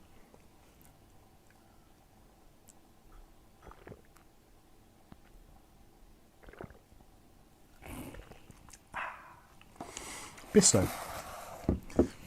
A lifetime Resolve license is 495 Aussie dollars, yes, about 250, 300 quid. Coolio. Okay, so going back to the RTX 4080 scenario and this PC, why it exists as it does. This was going to be my video editing PC. Now, obviously, my ASUS BTF graphics card physically will not fit in this motherboard. Well, it will, but I cannot power it because it needs one of those BTF adapters, which ASUS promised they were going to, well, they said they were going to do, but they've still not come out, which I think I said about this on a previous video. So, there was yet another deal on at CCL, and I thought, well, if I don't spend it, I'm going to end up giving it to the tax man. So, this isn't a tax avoidance scheme, by the way. This is me spending money for the channel. There was a RTX 4070 Ti Super at CCL, the people I got this CPU from, which I regret instantly. At the moment, if you look for an RTX 4070 Ti Super, they are all in the kind of 700 and something pounds mark. like 750, 800, whatever it is. So quite a lot of money. So they had one on offer, which was, I think, was £650, which is still a massively stupid amount for a graphics card, let's face it. But I was getting frustrated. It was getting to the point of like, I need to just get this PC sorted. I really do. At least when I get this sorted, I can sell off the other PC and yeah, hopefully recover some of the costs incurred. After the taxman's had his share, as per usual. So, ladies and gentlemen, I am very pleased and proud to present to you today the Palette GeForce RTX 4070 Ti Super Jetstream Edition in black to match this case, which is the way I wanted it to be all along. So let's have a little quick look at this, do a little unboxing, and potentially, being that this is now working, I might actually install it. Installing stuff on a PC, who'd have thought it? See if the overhead camera is working. Actually, I should have put it into program 1. There we go. Let's see if the overhead's working. Kind of. You can see more than what you need to, but whatever. So there we have it. There is the Palette Jetstream GeForce RTX 4070 Ti Super, featuring 16 whole... Oh, monitor's gone. Wake up. Featuring 16 gigabytes of RAM, DLS 3.5, ray tracing, reflex studio, and all the above. And on the back goes through some of the specifications. Fred's got a question. What's the question, Fred? Isn't there much heat? Isn't there too much heat coming out of your white PC? No, it's fine. Oh no, there's another PC. My video editing PC is the one over above my desk, which is over that way. The one that you can see on the stream is that way behind me. So there's another white PC. Yeah, but he's saying that one, isn't he? I don't know. There's not enough space above Yeah, no, it's fine. because you won't be able to see the space above the other. Yeah, there is a bit of space above it. I had to, in fact, actually, I'll quickly go back to the other camera if I can find the controller. There we go. If you're thinking about this one here, yeah, there's about, I don't know, 2 inches maybe between the top of that and the top. Yeah, 2.5 inches. 2.5 inches is more than enough to let the air out the top of there. To be fair, it isn't on that much and it isn't really doing a great deal other than running the stream, or maybe when I'm doing filming like how-to videos. That's the one I generally actually use to do the videos, and I record on my video editing PC, which is over there, which has got the capture card in. So even though I've got all the stream stuff going into that PC, I've then got all of that going into my video editing PC. So I can screen record what I'm doing. Which actually I should do a thing of how to set up OBS. I haven't done that yet. I should do that. Anyway, yeah, so loads of room above there. And when I actually got this case, I ended up having to drill the wall again, because these shelves were all initially a little bit lower, I think, if I remember rightly. So I had to basically move all of them up. Hello, Dave. No, actually, no, I tell a lie, those shelves I didn't move, I moved this. This was initially higher, so it was about here. So I had to take this off the wall, drop it down a bit, and then put it back in, so that I could fit that case in. I'm a sucker for my thing. Susan Robbins. Good to see you, Mike. How you doing, Susan Robbins?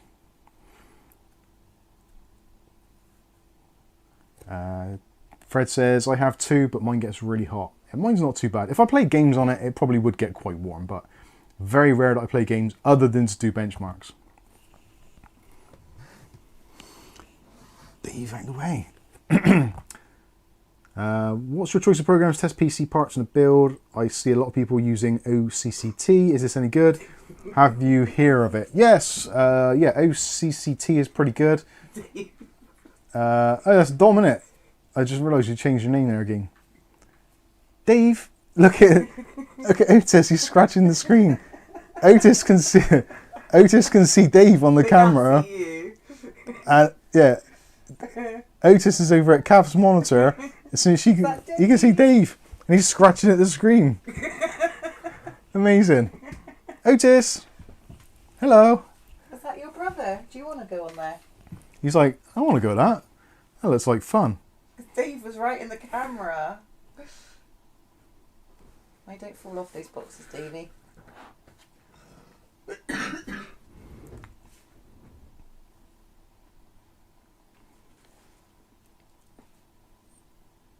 Viali says one thing, pallets, the Nashitia, yuck. Dutch Jan's AFK. No worries. Anyway, let's get back to where we were. Let's have a look at this graphics card. Feel free to disapprove of this graphics card in any way, shape or form. I honestly don't care. At the moment, I'm past caring. But this is basically about £130 less than what it should cost. So I feel that I got a pretty decent deal on it. Regardless if I actually end up using it or keeping it. I could potentially send it back.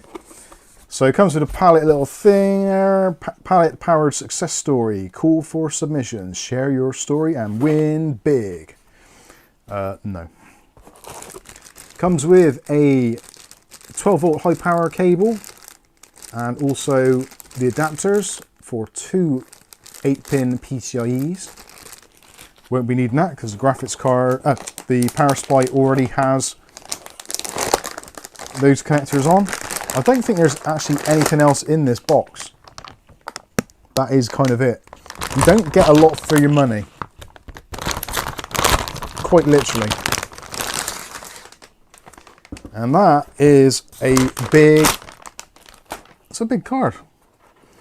So, three, I think those are 90mm fans. I could be wrong on there. Huge heatsink. And it's basically a 3-slot card. A little bit of GeForce RTX on the side there. No RGB lighting on here, which I'm actually quite VRAM optional. Optional extra, yeah. James Miscellaneous says TI Super equals 16 gigs of RAM and 256-bit memory bus. Passes James minimum acceptable specs. That was my kind of reasoning behind it, really. Joe Barnes says Molly did pull the TV screen when Poppy came on one night. Oh, wow. Excellent. So, there we go. I think this is quite a nice looking card. They run pretty cool anyway. So, because of that absolutely ridiculously honking big heatsink. So, yeah, I think it's a nice card. And I think it's going to look pretty good in the PC. And in fact, I think I'm going to do that now. And then we can see if we can install any drivers on there and see if we can make this bloody thing crash. Because it seems alright now, which is rather upsetting. Firephone says, Mike, what's better, 3-fan or 2-fan? I prefer a 3-fan for the fact that you can have normally a larger cooler. Larger cooler means generally cooler card. 2-fan cards normally tend to be the kind of cut down versions or the basic entry level models. Like if you look at most of the Ventus range, there's the Ventus X2 range from MSI, which is their kind of entry level. Those tend to be dual fans, although they had started doing a couple of Ventus X3 models, which were the more expensive triple fan versions. So yeah, generally I think most of the time a 3-fan card is preferable if you can get away with it. Gary MC says, hi Mike, building a PC myself, have a 7900 X3D, is it worth stretching to get the 4080 over the 4080 TI Super? Don't have any at the moment. The thing is, the 4080 is round about, on average, about 12 to 20 FPS faster in games. And it's normally about 200 quid more expensive. So I would say, realistically, no. Unless you can get a cracking deal on a 4080. Yeah. It's a difficult one. It's ultimately it's going to come down to pricing. But if you take a look at the standard NVIDIA pricing for like the Founders Edition cards, so like 4070 Ti Super versus the 4080 Super, I'm pretty sure it was like 200 quid difference, and it just isn't worth 200 quid extra. It really isn't. The 4080, as far as I know, the 4080 is essentially the same, other than it's got a faster clock and it's got the extra, I'm pretty sure it's got the dual encoders, although the 4070 Ti Super might. It might have been the Ti that didn't.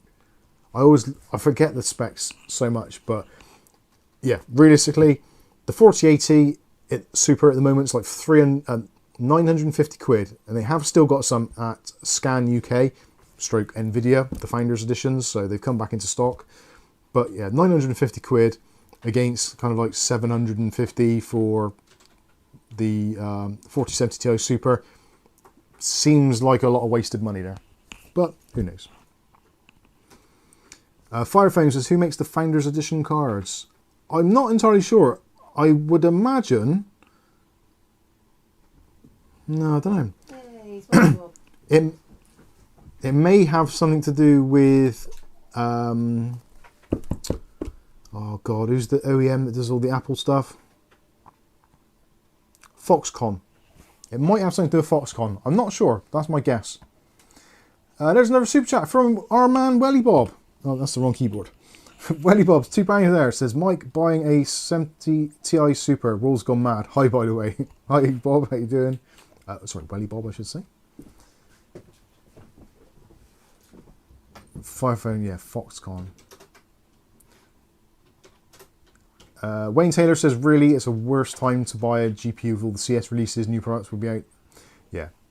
If it wasn't for the fact that I got this card, like I said, 600-ish pounds, like there's no way I'd pay £800 for one or £700 for one. Okay. It's £600 or so.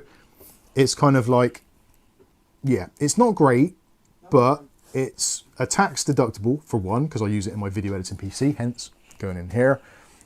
So I can claim tax back on it, which is about another 25% roughly.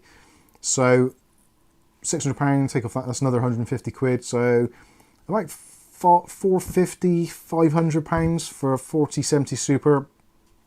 At the end of the day, not bad.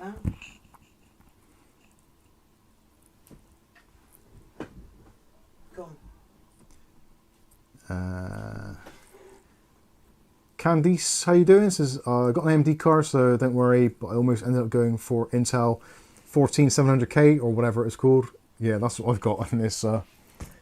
It's turned out to be seemingly okay. Anyway, let's get this graphics card installed and we'll see if that can cause any mayhem. It might do. Shutdown. Is it going to crash on shutdown? No. There we go. David Underhill says, claim only the tax back. I can claim 100% of the value back under tax laws. But the thing is, we the way we do our tax here, we do it on like a cash in, cash out basis. So what we do is we add up everything we've spent, we add up everything we've gained, we take one from the other, and then we pay tax on the kind of the whatever's left. So to put it into sort of more layman's terms, if we earned £1,000 in a year and we spent £500, we would only pay £500 on the we'd only pay tax on the £500 remainder, because you don't pay tax on what you've actually spent as a business as such, if you do it in the cash in, cash out way.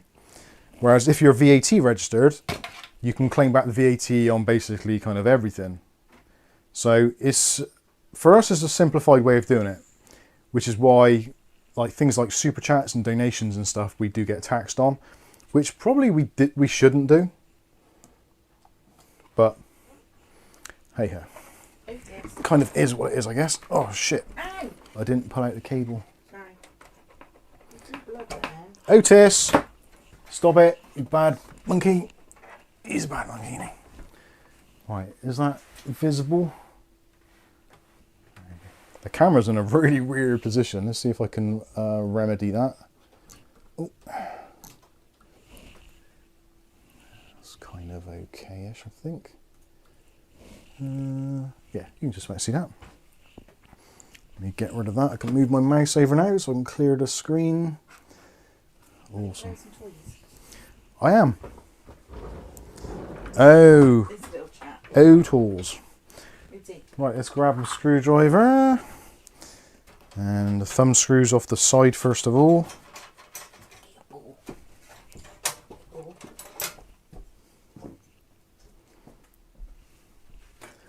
Black and grey PC, I love it. It's nice, yeah, we've got a little bit of silver, a little bit of grey, charcoal, black. It's got some interesting colours going on. And I've kind of had it with the white PCs. For my actual everyday use, I quite like just the kind of the more stealthy looking. The white PCs have still got a place, don't get me wrong. I thought that was a hair then, it's not, it's the cable from my fans. Let's take that out, because I'm going to need to fish out one of the power supply wires for the graphics card, which I'm pretty sure I did leave in here. Actually, I bet I didn't now. I bet after saying all that, I didn't. No, it looks like I bloody didn't. Ah. Shittied. Yep. 12 volt high power. No, it is not connected, so I am going to have to go to the motherboard box, the power supply box for that. Because I want to get that in there first of all, because otherwise it's going to be an absolute kerfuffle to try and get to that and get the graphics card in and route it all through and yada yada, etc.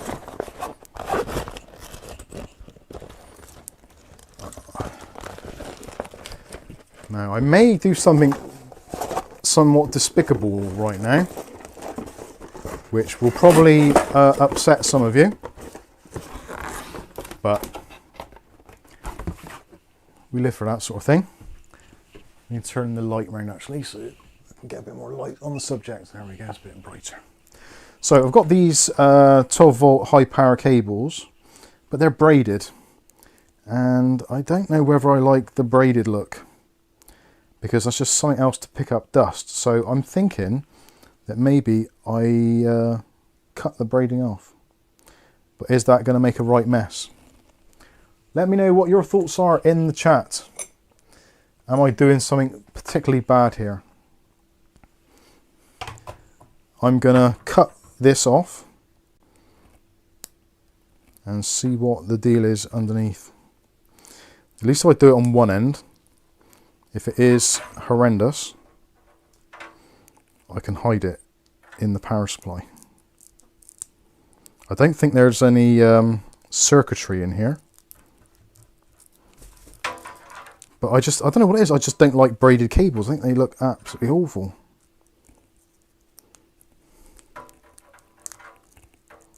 Okay, so now there is no circuitry under there. A little bit of glue. So yeah, that allows the cable to flex a bit more. What do you think? Roderick's saying no, don't leave them on. Leave it on, they will look crap. They look crap with it, I reckon. I don't like the braiding. And also it's going to put a bit of a bend on it. Alright. I will leave it. I'll leave it for now just because of you lot. You bloody... Mike, cut that cable up. Marcus, come on. You can make it look good. See, I think that looks better, just the blank, the raw cables, than that.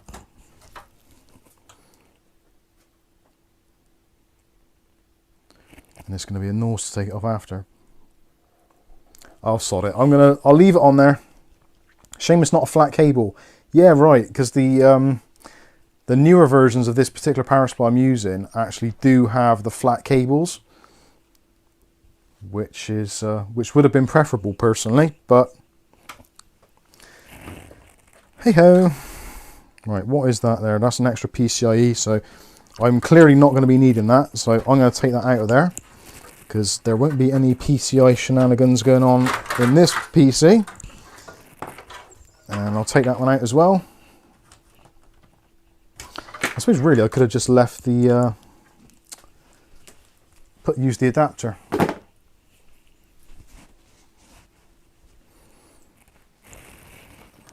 Right, I'm going to flip this over now. I swear this gets heavier. It's going to get a lot heavier soon. So everybody ready for Christmas? Woohoo!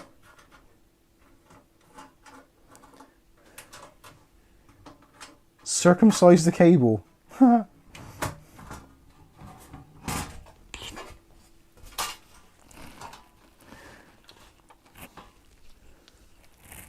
Sorry about the wiring, and I apologise for having to expose you to that. It was meant to be done. It was meant to be done nicely, but unfortunately, I was waylaid with the poop coming out of the house. Yeah, I'm not going to the house, case may be. Right, let's put that in there. So that's going to go in that way. Oh, these cables. I knew when I was building this, I was like, oh, I know, I'll just put the 12-volt high power cable in first of all, because I'm obviously going to use one at some point. So I must just stick it in, and I didn't. And now I need my head torch. Where's my head torch? I'll use my head torch that came from our good friend Rick, because I charged it up, and also I think the other one's flat. Not a great deal of room to work in when you're trying to do these little cables, which is why I think it's a nice idea they got these new shift power supplies. It's a pretty good idea. No, I'm right, thanks. There we are. There is our 12-volt high power cable. Insertes vu. Wow, what a mess. What, the cabling? Yeah. I know. Susan said. Now the thing is with the cabling, sometimes if I was building this PC and it was going to somebody like they're buying one, I would make an effort to make it look really nice and pretty in the back. So if they do open it up, yeah, they can see the effort that was put into it. But I know for a fact that I'm going to get bored of this in about a month's time and decide to change all the bloody fans and cables around. So it's easier for me to leave it all in place, and yeah, I can just tweak it at my leisure. Again with this, like, because I'll probably be testing at some point, I'll put maybe one of the Thermaltake RGB hubs in here.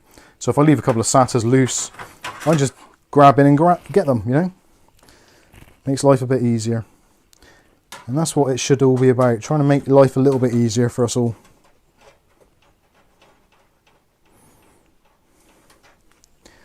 And hopefully, well, if the 4080 turns up, I'll be amazed. If it works flawlessly, I'll be more amazed. And if that happens, I'll probably sell the 4070, because there's no point in me keeping both really. So open up our PCI Express ports, and normally on these you check to make sure there's none of those plastic lugs in the back there which can get in the way. And I've not tried this in here actually. I'm not even sure how well it's going to fit. It looks like it's going to be okay. So it's lined up with the socket, so little snap into place there. Yeah, that looks nice. That fills up the area pretty well. In hindsight now, I kind of wish it was an RGB one.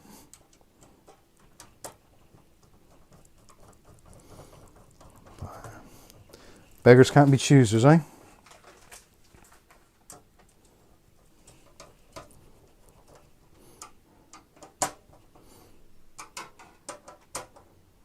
Make sure that's nice and tight, but not too tight.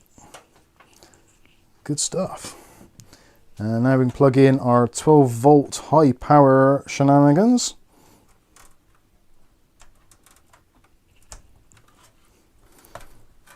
and the cable will just run through the back there. That's fine. I would have liked for it to have been a little bit more kind of angled, but no doubt, as with my belly, gravity will take control and do the rest.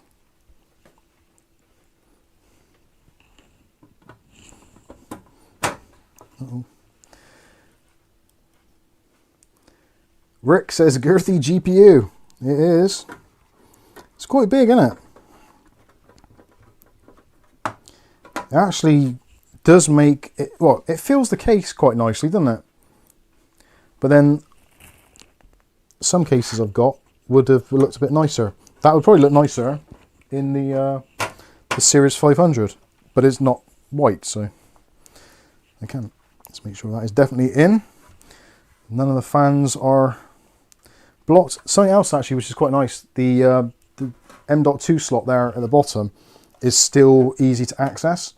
So when I do swap this over for video editing purposes, I can get my other editing drives and just put those in there pretty easily without having to take out the graphics card, which is kind of nice.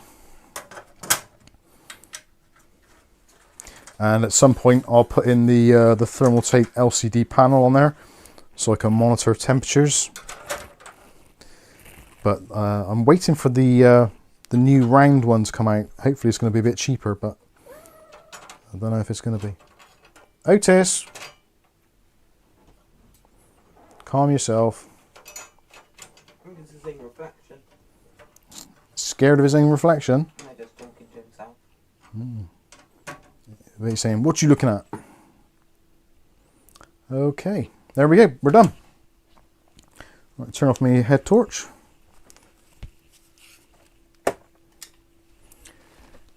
Yeah, I think that looks all right. And if it works, even better.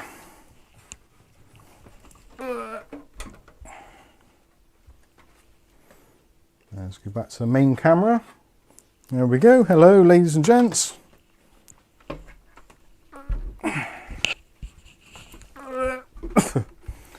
Right, so there's my power cable and my Etherweb cable.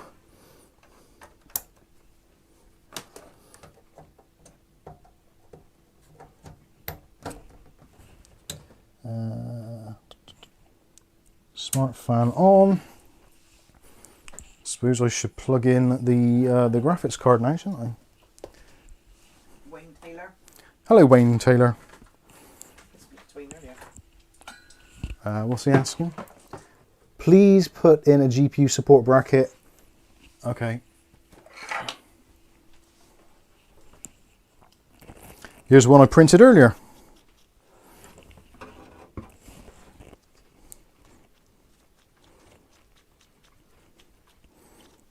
Let's do some.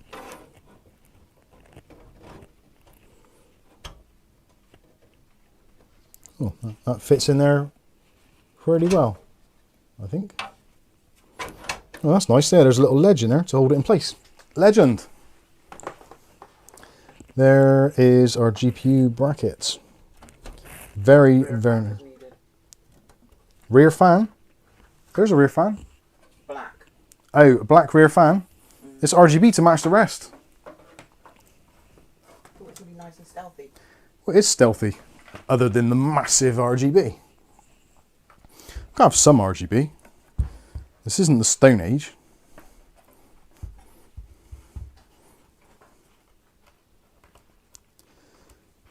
Do do do do do do do do do do do. Remember when graphics cards had USB plugs on them? Those were the days, eh?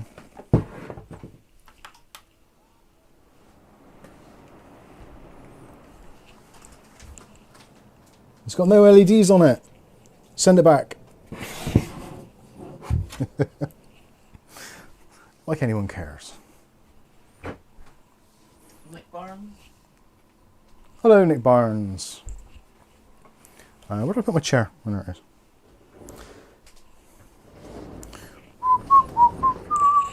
Oh, Christ. Nearly missed the chair then. That would have been a blooper. Oh, it's working.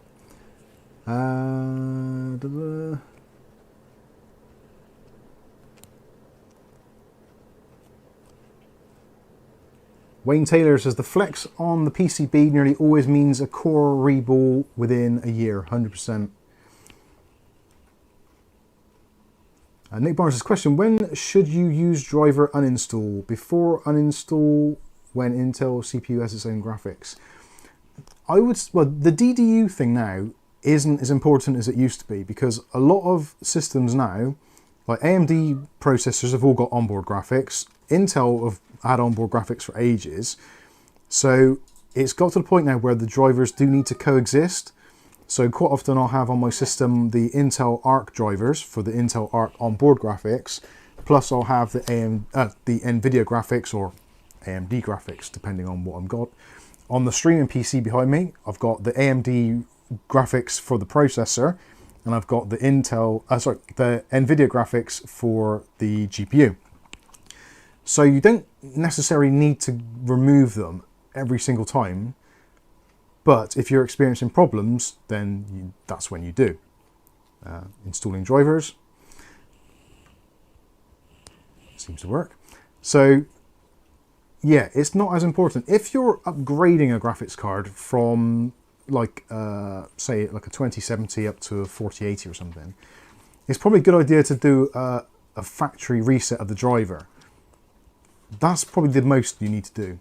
DDU these days I generally don't tend to use. I just use the clean install method, which then removes your one. If I'm getting problems after that, then I will use DDU to kind of nuke it. But for me, I think nowadays DDU is kind of like the last resort that you should have to use, but using the clean install is better. Yes, Kath? Dutch Jam. Dutch Jan. Question, I want to update Windows 10 to Windows 11, but I get the message that I cannot keep my apps because they were installed in a different language. But both are same language. What now? I don't know. That's an unusual one. I've not heard of that before. I would need to look into that, I think. Yeah, I don't know why that would be a thing. Rare fan's not working. Yeah, I've got the MSI Center. I've set it down too low. It'll kick in if I give it any load to do. Patrick T does keeping AMD Ryzen 7 7700X iGPU enabled in UEFI BIOS. Does that slow down game loading performance? Battlefield seems slow loading from my SATA SSD. No, shouldn't change that at all. To be honest with you, unless you're actually using the onboard graphics for something specific, like for us video editing, other than that, you're probably best off disabling it. Like if you've got an AMD AM5 system, I would disable the onboard graphics on the motherboard and just use the GPU. That makes life a lot easier. Welly Bob. Welly Bob, question, Mike, what is the TI's idle wattage? That is a very good question. I think it's probably about 15 watts, maybe 10. I know my TI in that one, I think, is about 10 watts. I will have a look. I can't believe this isn't crashing now. This is absolutely typical, but it's good. Although if it crashes now, I'll be pissed. Have you tried turning it off and on again? Yeah. Putting it in the box, getting it out, putting it back on. I've put this thing in and out of the box about 5 or 6 times, and I've been pissed off every time doing it. Where are we? GeForce RTX 4070 Ti. Idle wattage is 12 watts. Let me see if I can't really expand that, can I? Yeah, 12 watts at the moment. 12.58 watts. Down to 11 watts now. And running at 29 degrees, which is pretty good, seeing it's 24 degrees in this room, which is pretty bloody warm. So it's about 5 degrees over ambient. Mind you, the air's got nice fresh air going straight into the path of it there. And the sides aren't even on either. So yeah, I'm pretty happy with that. Although there seems to be a little bit of a mark on the side. It's gone up to 24 now, yeah. I had the window open for about 10 minutes. No, it's quite warm in here tonight. Oh no, Kelly Enlow. My washing machine just went out, so my RTX 5090 budget just went to a new washer-dryer combo. Well, that's a gutter, that, isn't it? I don't know what to say about that. I did miss someone's question, actually. Someone else asked something there. Oh, William Bodie, the fan, yeah, that's it.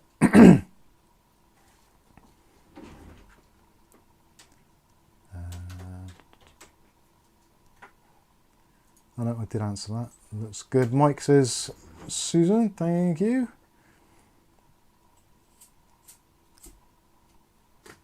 Got some air stuck in the pump, I can hear it. Can you hear that?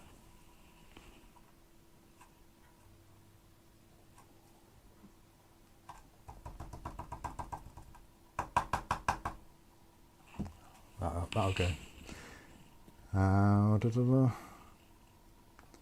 Wayne says 2 days ago it was 42 degrees in Perth, Western Australia. That is hot. It's not too bad if you're used to warmish temperatures anyway. When we've had 40 degrees C in the UK, it's like the end of the world type thing. At least everyone thinks it's the end of the world. To be fair, when we had it when it was 40 degrees, when was that? We did have it for a couple of days, heatwave warnings, and it was quite warm. But then saying that, me and Kath were still in here because it was really sunny, really hot, obviously. I was still working there. The only thing I did do was I had to go and get a towel to put on my seat because I didn't want to sweat through to my seat. So that was the only thing which I did changed. But yeah, I remember I was sat here, I had some ice water, we had the windows open, the blind drawn down, and it was still nice and bright now. It's like 3 years ago. I can't remember hitting 40. But because we're not used to it, like it was in the mid-20s for a while, then 30s a couple of times, and then we had that really hot couple of days. So we didn't really have any time to get acclimatised to it. And bearing in mind that the UK, generally the average temperature is around about kind of 10, 12 degrees, if you're lucky. So that's what we're used to. So when it goes up to like something like 40, it's mental. But if you're in a country where the average is kind of in the mid-20s anyway, going up to 40 is kind of like, ooh, yeah, it's a bit of a shock to the system, but it's not mental. But yeah, it's like 3 times hotter than normal here. But ours like flies up by about 20 degrees overnight, and then 20 degrees less the next day. So you never get used to it, do you? Phil Stodd says it's 28 degrees F across the pond in New Jersey. 28 degrees Fahrenheit, that is cold. That is cold, isn't it? That's mine. No, what's that? That's freezing, isn't it? Like centigrade? I don't know. Anyway, I better get some NVIDIA drivers on this thing, so let's do that very quickly.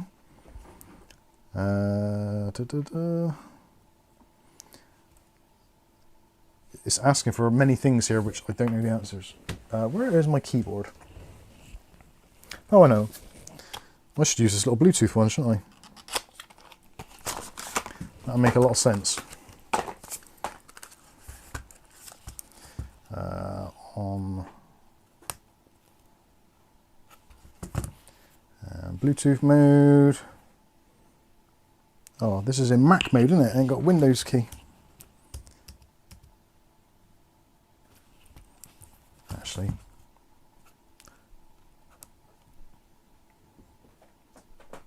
Copy. Don't scratch the chair. Right, pairing mode. Pairing. Well, we're looking at the wrong screen. Bluetooth. Add a Bluetooth device. Add device. Bluetooth. Come on. Bluetooth 5.1 keyboard. There we go. Right, your device is ready to go. So, which one is the Windows key? That one. Okay.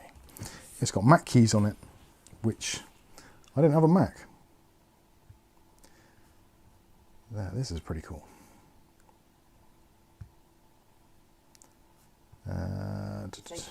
Yeah, thank you, O'Reilly.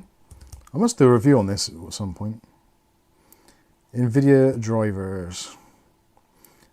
Download the official NVIDIA drivers. Well, I don't want to get the unofficial ones. That would be ridiculous.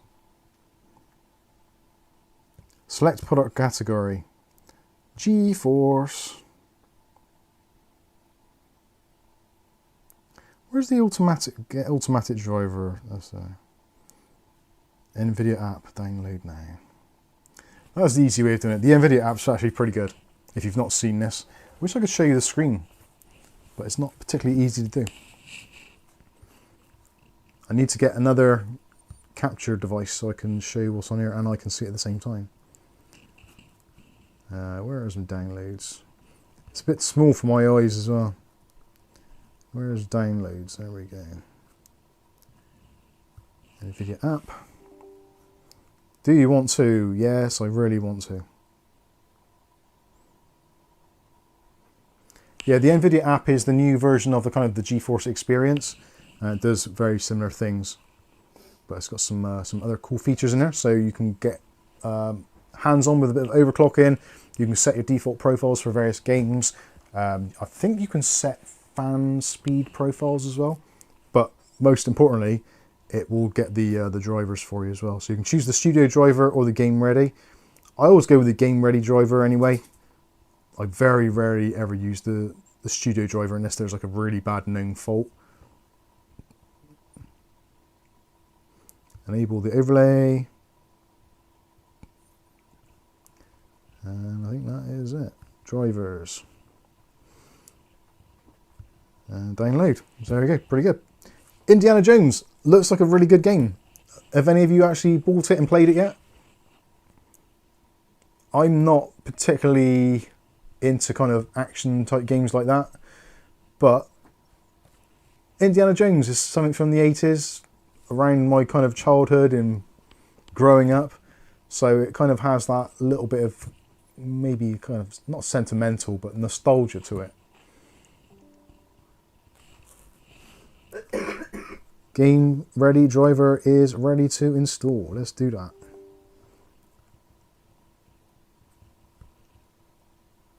Yeah, express installation will do. GeForce at CES 2025 with new graphics cards, which will be better than the ones you already have, and probably cost more money. Roderick says that app is not bad, to be fair.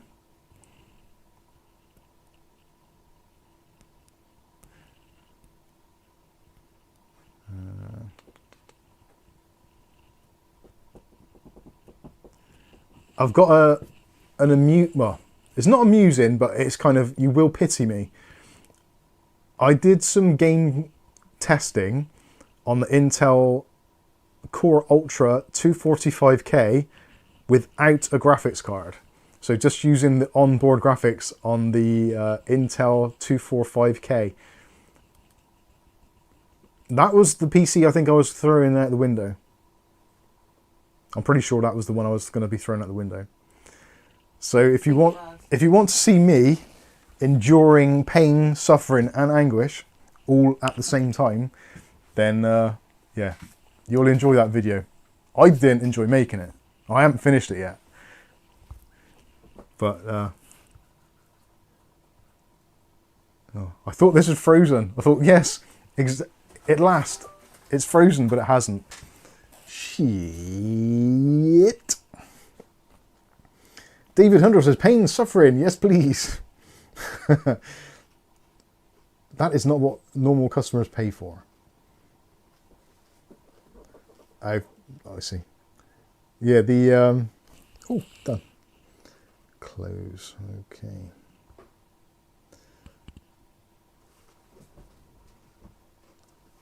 So yeah, it seems to be working, and I haven't got anything installed on here which I can actually run as a test to see if the graphics card is okay. I suppose, what do people run these days? Was it like Unigine Heaven? That's a quick download, and that shouldn't be too bad at all. Dave's chilling. Dave's chilling on the box. Unigine Heaven. It's back for you, it's so big. I can't believe he's filling up that box. Fatty. I am fat shaming Dave, if anyone's wondering. Free download. Heaven. 2009. Is that how long ago Heaven come out? Oh my days. I said oh my goodness and all my days at the same time. That come out very wrong. Speaking of which, did anyone see the Linus Tech Tips live stream where he he dropped a little bit of a bombshell. That was funny. He said something which was completely innocent, which turned out to be like not good at all. And he kind of backtracked a lot. Luke did his typical kind of face, because Linus has said something which he should have thought about first before he opened his mouth. But I know what it's like when you're doing live streams. You just say things as it comes out. There's very few filters that you have time to put in place. So, yeah. Carl G says Intel is looking great this week, processors aside. I would agree. At the moment, they're riding the high wave, aren't they? For sure. Now, I need to mute this, don't I? Because otherwise, I will get into trouble. Oh, I've got Wi-Fi on as well. And, oh, don't turn off Bluetooth, you idiot. So your keyboard will stop working. Oh, dear. You can take the boy out of dining. Right, let's close all that. And we'll see. Well, actually, I've got my temperature testing going on here. 10 watts we're at still. So we'll see what this uses. And I'll just do the basic test. Run a benchmark and just make sure that the graphics card is okay. Being that it came from CCL, you can never guarantee anything. And also this might force the CPU to crash, which would be great. James Miscellaneous says, what did LTT say? Well, there was a song by Keisha. And there was a kind of slightly famous lyric about it, about a slightly very famous music producer stroke rapper who is in deep shit at the moment. So Linus was saying that he was really pleased at the moment because Intel's doing so well. It was nice to wait for him to wake up and feel positive. And he said he was waking up like the lyric in the song. And Luke quickly said, no, you're not waking up like that, and neither am I. It was brilliant. It was towards the beginning of the show. So yeah, I would watch it. It's quite amusing. Xbox Gamer, how about 5600 no X for... Yeah, that's fine. The 5600 is actually a very capable CPU. Adam Devereaux. Hi Mike, would you still buy a 14900K despite the failures they have? If I was banking on it and it was my only computer, I would be hesitant, if I'm honest. If it was an additional PC or a PC which I didn't have to use like all the time, or it wasn't like mission critical, I would probably go with it. They're still, well, they're coming down in price and you can get some really good bargains on them. You've still got warranties with them, so Intel have extended the warranties, so I think it's gone from, is it 3 years to 5 years or something ridiculous? So they've got a pretty decent warranty on them. If you get one and it just works from day one, it's going to be fine. It's normally the ones that you get and you install and it just causes problems from the get-go. Those are the ones that are going to be more problematic. With the new BIOSes, etc., you've got that little bit more protection. So yeah, I don't think it's going to be too much of a problem. Rick. 560 FPS, I think that'll do. Rick. Question, did Intel kick Pat to the curb because of the 13th and 14th gen fiasco? I don't know. I think Pat got kicked to the curb purely because the board had to be kind of... It's like anything these days. It's almost like the old Roman days where there has to be someone who has to kind of like the gladiator thing, you know, where someone has to be taking the fall or taking the blame or whatever. And Intel have gone through some bad patches, and ultimately he is the CEO. He is the kind of the man that has to answer the questions. So if things go wrong, regardless if those things were orchestrated before his arrival or during or whatever, ultimately it's your job as a CEO to try and right the ship however you can. Now, whether he was fault by the board, we don't know. We probably will never know.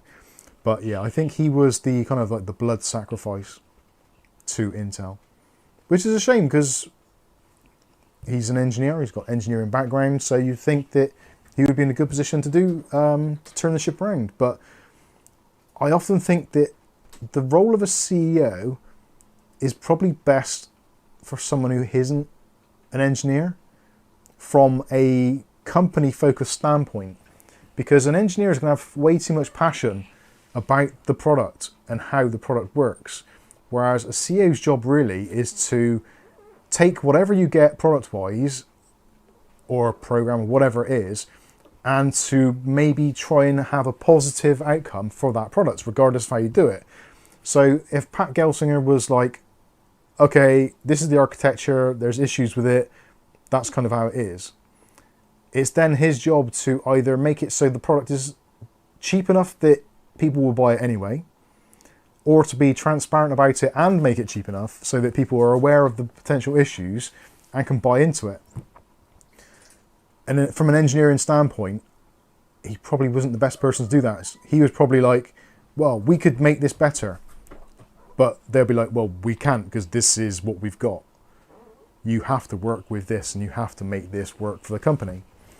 And I think he was probably the wrong person to be able to do that particular job. As a head of engineering or for designing architectures, best man for the job. But as a CEO, I don't think so. So arguably, probably an unpopular view, but I think that was probably the right decision for them to oust him as CEO.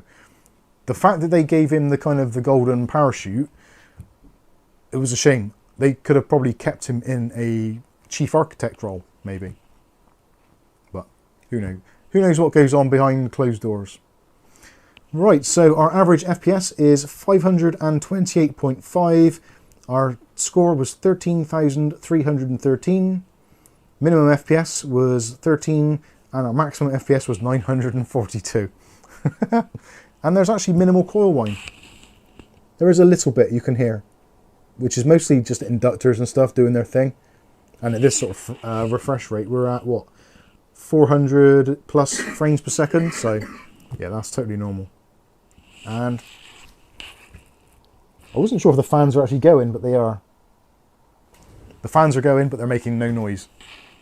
That I appreciate.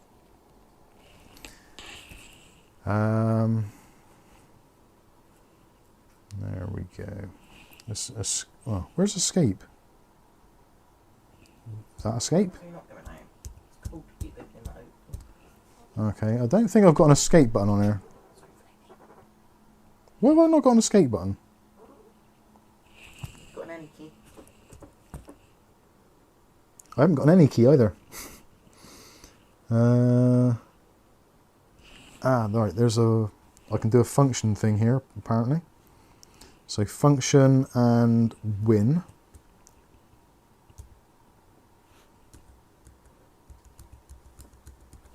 Oh. It is on. Riley asked, did he forget to package the escape key? Yeah. Where have you put it? I might have to get my my P-Touch machine out and print out what the keys are. It's a little bit confusing because they're all in Mac. Because it's designed for iOS, Android and Windows. But it's got like all the different buttons on. Yeah, that should be escape. Ah, I know what it is. You've got to do function escape. There we go. Right, close. Oh, super chats from... Not super chats, the other thing. Memberships. Thank you for that, Dom. Gifted 5 Mike's Unboxing Reviews and How-To memberships. If I could find my mouse. There we go. So, Dave the Perv, nice name, gifted a membership. J Rose, Robert, VIP Warrior 80 Xbox, sorry, Viper Warrior 80 Xbox, I should say, and Richard Schneiderman. It says, just before leaving, I'll do some gifting. Have a nice rest of the evening. Nice one, Dom. Thank you very much. And for those of you who just got memberships, you will now have early access to videos and also a VIP rank on Discord, should you wish to claim it. Thank you very much. Ooh. I think it's done it. I think it's crashed. It's actually crashed. I knew it. Dang know it, I knew it. There we go, it's crashed at last. I need my other USB keyboard. Where did I put my other USB keyboard? I'll put it back away. God damn. Paid 20 bucks for these trousers and got 15 pounds worth up my ass. Bucks. Too much info? You're making me joke. Sorry. Sure, we need to give some memberships. Yeah, there you go. I've plugged in my keyboard and it's not even lighting up. Right, there you go. Finally, I got it on camera. It crashed hard. And now nothing works. Should we give some memberships? Yeah, power button is doing nothing. Yeah, we'll do some memberships. Let's do that. Result. So, Done. awesome. I'm going to take that damn CPU out. Actually, I won't. I'll just take a picture of it. Actually, should I take it out? Should I take it out? Should we put it on for the ones that win them? Put it on for the ones that win them. Go on then. So we've gifted 5 Mike's Unboxing Reviews and How-To's memberships. Did I say that the right way around then? No, How-To's and reviews. So, Mickey Mirsad, Paul 112, Carl G, Lambo UK, and Dirty Duck UK. All been gifted memberships, so you have early access. Enjoy. Otis, what are you doing up there? And I don't know why I'm smiling. I've got a dead PC now. That's not fun. But at least it's proved that it does crash, and when it crashes like properly. Now you could say, well, it's just a crash. It's not the end of the world. It is to me. It's very upsetting. Especially when this is supposed to be my video editing PC, because can you imagine the amount of pain and personal anguish that I'd be going through if I'm editing a project and I'm getting right towards the end of it. And Lennox says, lock your cores to 5.2 and voltage to 1.3 or RMA it. I think I'm going to RMA it. I think RMAing it is the more sensible solution. It's basically brand new. I've had it a couple of weeks. Really? Yeah, and it's I had it just lying around in the box for about a week before I got the inclination to actually change my CPU over, and then it just didn't work, and it's like, oh, for God's sakes. Here we go. What did you say? If it's not broke. If it's not broke, don't upgrade it. And what did I do? I did both of those things. But at least now we've got some heat into the CPU. The purse is broken too. Oh, that sucks. He's sending the motherboard back. I honestly wish that I hadn't got Intel motherboards, because then I could just get an AMD chip and be like, la la la, ignorance is bliss. But I think it's actually good in my instance, because obviously what we do here, reviewing products, it's good to have a kind of a more balanced and overall picture. Like that system behind me is AMD. That thing was awful, absolutely awful when I first got it, when the AM5 platform first came out. Most of you probably remember the streams that we did where they were constantly dying, and we kept on having to reboot the machine, and it was just like, oh God, the worst thing in the world. It was a really stressful time because I was trying to make videos and also try and do streams and stuff, and it just wasn't going well at all. And yeah, so for any of the fanboys out there that want to say, well, I should have got an Intel processor, I do understand where you're coming from, and I do appreciate the kind of yeah, where AMD are at the moment. They're in a much better position, obviously, but they have been on the same path, the same role. Poppy, don't attack human beings or Kath. She's attacking his Otis. I know. Oh, you know I'm not Otis now. Don't be mean. That's your son. Poppy, don't be a knobhead. He's been good recently. Right. I don't like LGA.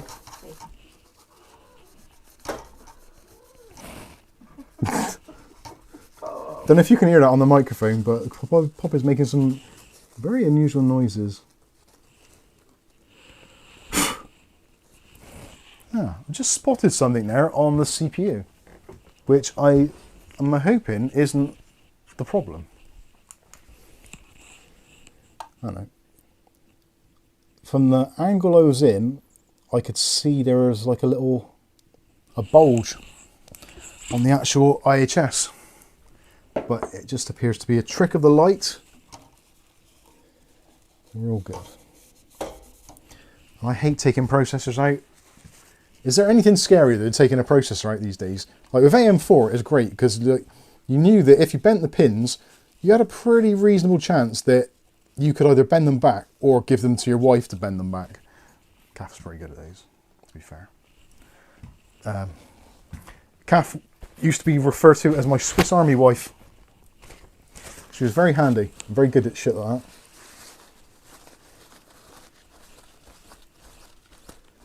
So anyway. What is knife called?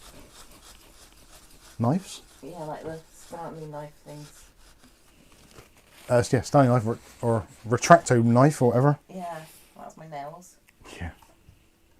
Right, I'm going to lean this down because I don't want to take the processor out and drop it. Let's get rid of my ASUS keyboard. Also, this week I've been very busy because I've built 2 PCs for a local person who bought some for his kids for Christmas.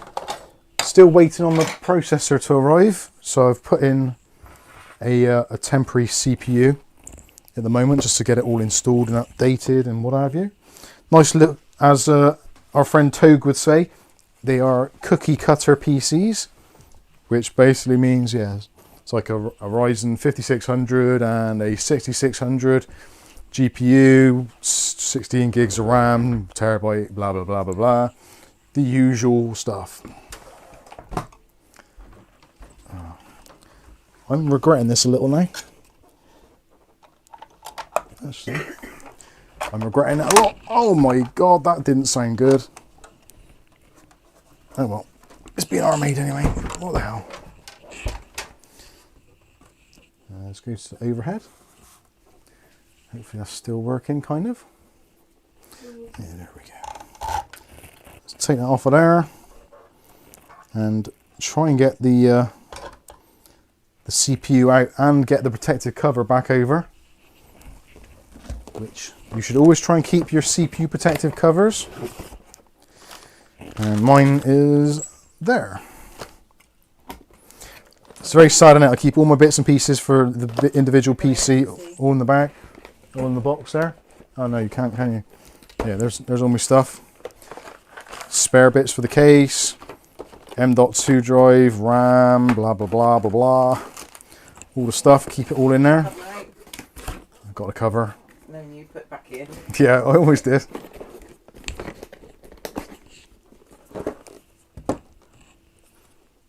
Mike's version of fix or flop, remove and refund. Yeah. Right, I need another set of hands, really. Actually, let's see if I might be alright. Let's see what I can do. On the right camera, are you? Is that all right? Yeah, I think so. Let's take that out of there.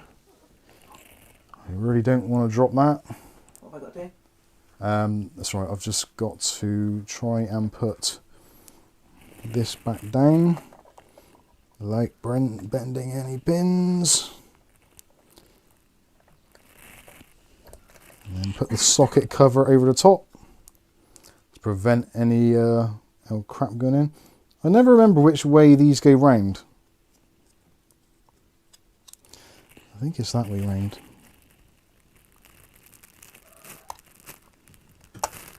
Yeah, that's it. There we go. I'll put that over the top of it just to hold it in place. And I'll put the screws back in if I could find them. Where did I put them? Oh, that was why the PC wouldn't lie in flat, because I put it on top of the bloody screws. That's going to ruin it.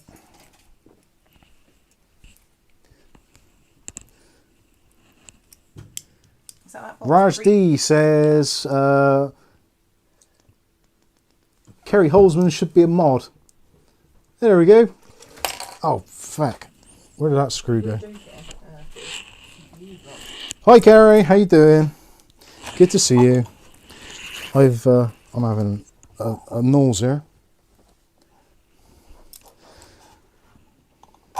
Oh, Poppy.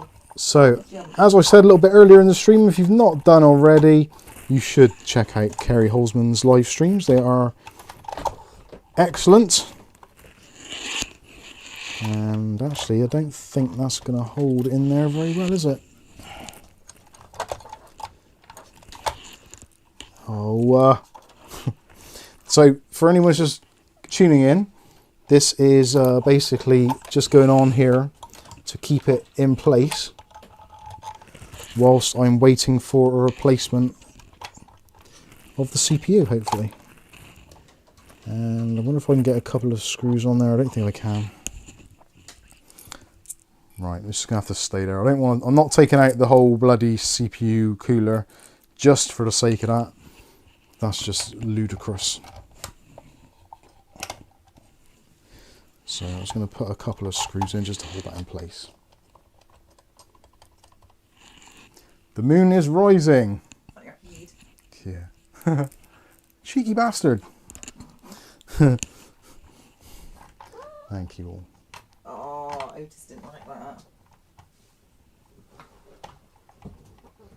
Xbox Gamer says to Kerry Holzman, I watched all your videos and thanks to your tuition, I built my own PC. Thank you so much.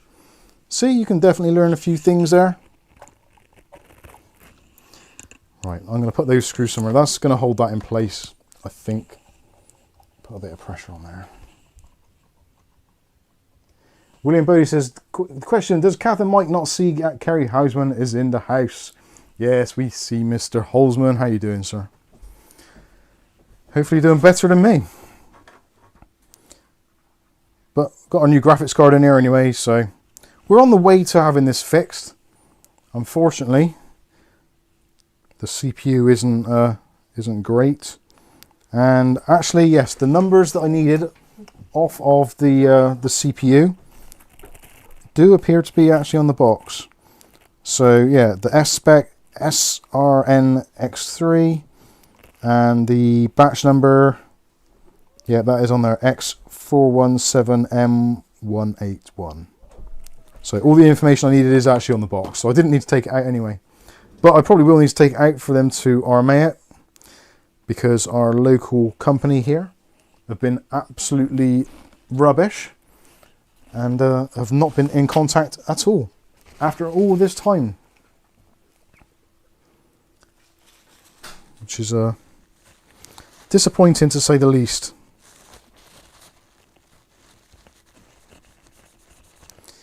I suppose I should have done the other test with this just to show you that even though it is running Windows, it won't actually let you install Windows, which is a shame. Anyway, there we go.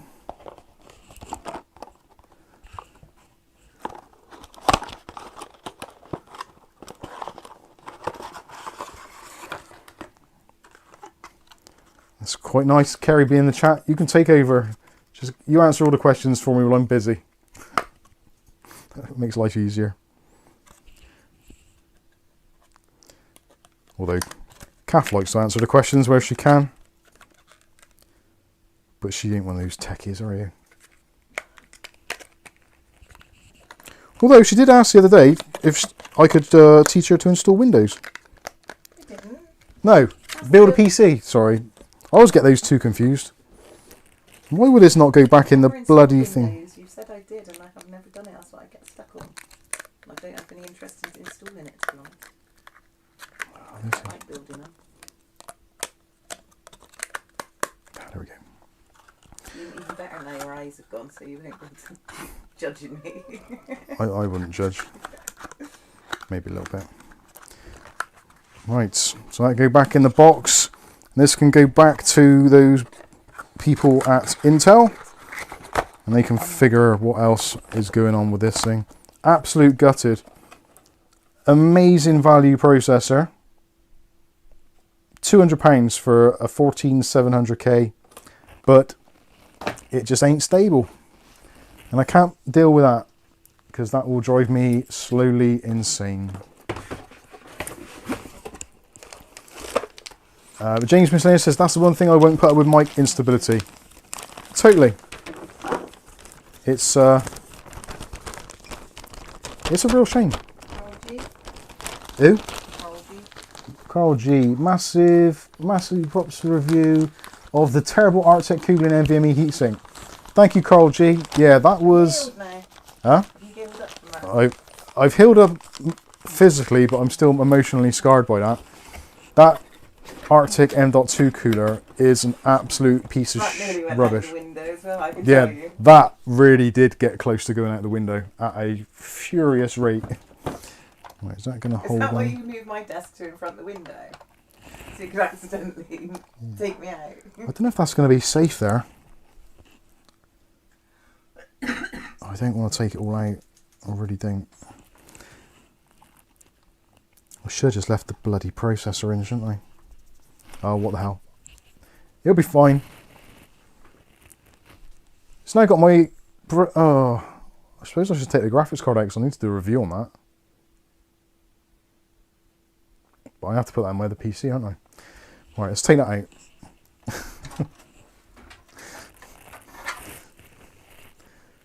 Oh, we were so close. Do you have to get another motherboard now? Another processor. Hopefully. And I'm going to guess it's not going to happen before Christmas. Although someone did say something about Intel were doing advanced replacements. And it appears they're out of 14700Ks as well. So they might just send a 14900K. Bialy said put the screws in opposite corners. I can't. Because the way the... there's like a little plastic lid on it. Clear the screen. So I can't. Probably Bob wants to see that crack between the desks. Sorry. I don't know what ours is doing. I'm a bit Yeah, behind. they on the plastic thing. There's a little lip. So unfortunately, I can't do that. Although I'll give it a go. Class says, "Oh yeah, the Arctic 36 is a great cooler, but relentless when it comes to installation." That's not what you meant. Oh no, I was on about the Arctic NVMe cooler. No, that ain't gonna- All Arctic heat sinks have pop-on fans now. I honestly don't know. Possibly. Not 100% sure on that. And it is Welly Bob's LED OCD. Ah, sorry. But I'm only joking. Kath's got the OCD. When the HDMI thing comes up, you know when you plug in your monitor, Oh, thank you or for the monitor. you turn on the monitor. Oh yeah, that was Welly Bob's, yeah. Kath is using your old monitor. Good. She loves it, but every time she wakes the screen from sleep, it comes up saying the HDMI source. And she doesn't like it because it covers the window. Where I like my mouse to be when I first turn my screen off. Kerry Holzman's asking, what is the storage on this PC? This is really basic stuff. There's just a Fanshang, or whatever they're called, M.2 drive. It's a PCI Express Gen 3 x4, I think. It's just very, very basic stuff. Where is it? It is one of those.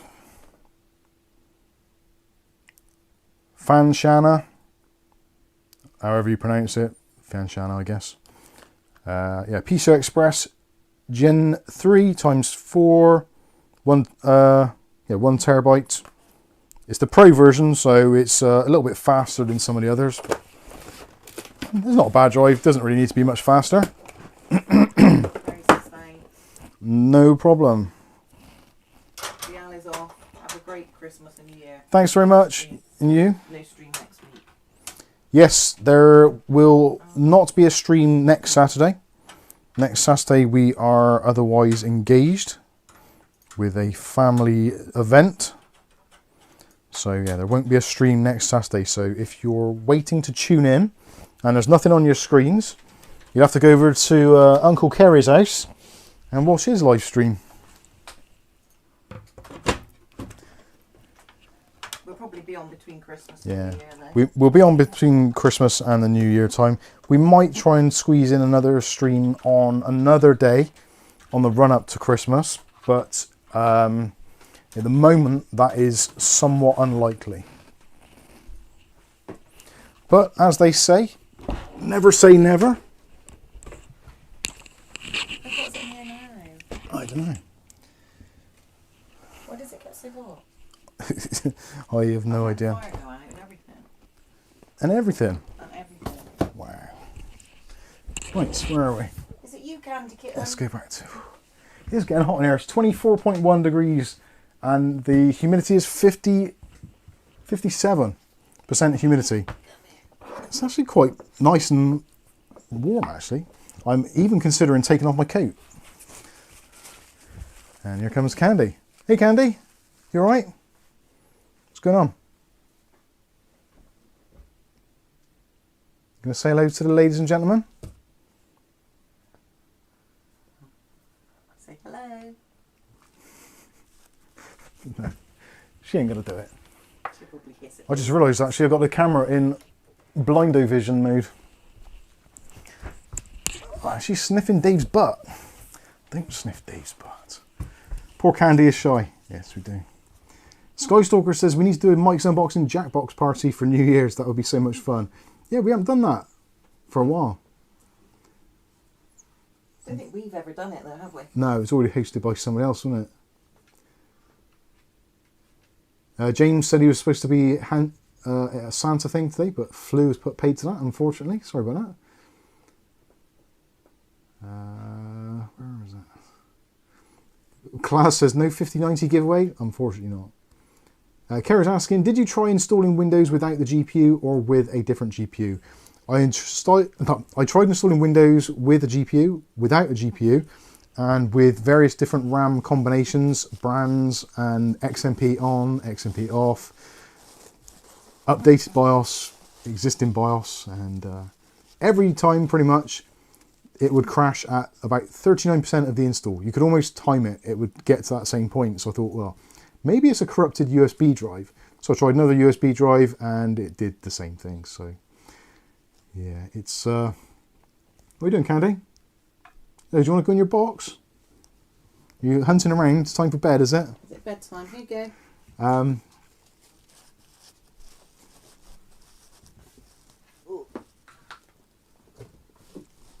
Kerry says, try using little suction cups to ease install and removal of the CPU. It's okay, Candy. He's okay. It's not a bad idea. Mustn't bat your sister. I hate taking out CPUs. Candy, he's not playing then. The kids are playing there. So yeah, that is unfortunate. But so we'll have to RMA this now, which I'm slightly gutted about. Fortunately, I'm in a very fortunate position that I have other computers that I can use, so it's not kind of like the end of the world. Try using it. Yeah.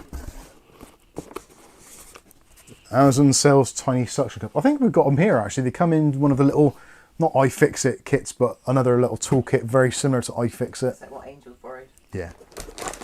And I used it, I think they are the same sort of ones, like smaller versions of the ones they use for screen removal on some mobiles. So the palette card is going to go back. Sorry about the noise.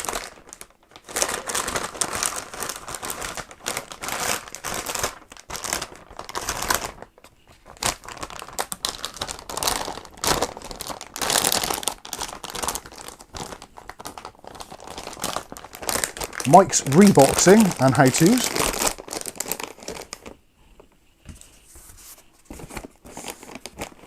I'm still umming and ahhing about changing the channel name to just Mike's Unboxing.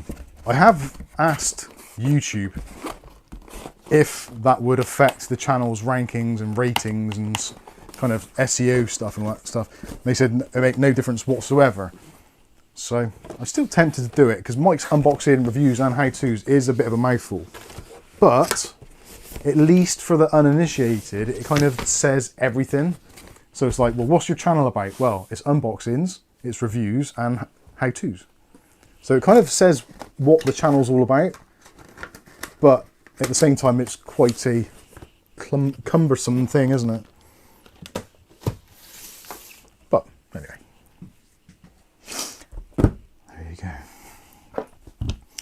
Right, what have I got not packed? Wait, you two pack it in? Or are you playing? Ah, I got room for my card now. This, for those of you that are joining a little bit later, this is a Christmas card gift from our good friends over at InWin. So this is, yeah, it says, Mike, Merry Christmas, greetings from InWin. It did say 2024 there, but it got a bit smudged. And it does actually come. They had this really nice little presentation where you had, there was a hoodie, some screen protector, screen wipes, USB drives, screwdriver set, and that, and also a chalk pen, which I've put up here somewhere. Where is it? Nope. I don't know where I put it. I'll put it somewhere. Oh, there. So you've got like a little chalk eraser, so you can just rub stuff off. And then you can, for next year, you can just change it to 2025. Job done. We're time traveling. I thought that's cool. Little chalk pen. And they pre-did them. And all it is, it's like a light box with just a bit of perspex. LEDs. Blinding. Yeah, so I thought that was pretty cool. William Bodie says about Mike's unplumbing skills. Yes. Kerry says, did you try the different CPU? Yes, the 13900K worked straight away on both motherboards, and yeah, installed worked straight off the bat. No issues whatsoever. And being that the 13900K is kind of a 14700K anyway, almost. If anything, the 14700K should use less power and be less demanding on the motherboard. So that is why I'm pretty sure there is a problem with the CPU at some level. Which is odd because the BIOS was behaving a little bit weird. So that's BIOS level. But also installing Windows obviously crashing. But if Windows was already installed, you could use it and it would kind of gradually just kind of grind down. When I put it into my video editing rig, which has been running for months, no problems at all, I put it in there and it kind of all of a sudden it would start crashing and Windows would close themselves for no reason. So yeah, it was... Unfortunately, yeah, I was trying to do as much diagnostic work as I could. Fortunately, I had a couple of motherboards, a couple of different sets of RAM, even different M.2 drives, and I got to the point where I rebuilt that system. I was actually listening to Kerry's stream whilst I was rebuilding that, whilst he was doing a build in the same case, the Series 350MX. And I put in a new power supply, in a new case, new motherboard, new RAM, new cooler. Basically everything was new. So, yeah. If that didn't work, clearly there's a problem. Which is a little bit of a pain in the backside. Fred's off, guys. Why is this stupid advert? Yeah, what's Candice Breeze said? I've just seen loads of deleted stuff. See, view deleted message. No, it won't let me see that. Why won't it let me see that? Oh, because I'm in the wrong window. Oh, well, never mind. Right, where are we? Questions. What time is it anyway? Jesus Christ, it's 11:30 almost. I didn't realise how late it was. I'm supposed to be going to work tomorrow. Down in the motor part shop. Let's see. Right, if there's... Motorman. Sorry? Motorman. Motorman, yeah. If there's any last minute questions, now is the time to get them in. And yeah, I better give you the 5-minute warning. I didn't realise we'd gone on quite as long as we had. We will see. But at least we've got some things sorted out. We know the CPU is possibly a little bit on the iffy side. And if Wayne is to be believed, which I've seen no reason why he shouldn't, they should just replace it, kind of no questions asked. And the fact that I got such a cracking deal on this, again, £200 for a 14700K, that is a monster deal. These normally retail for about $350, so not quite half price, but as near as damn it, let's be fair.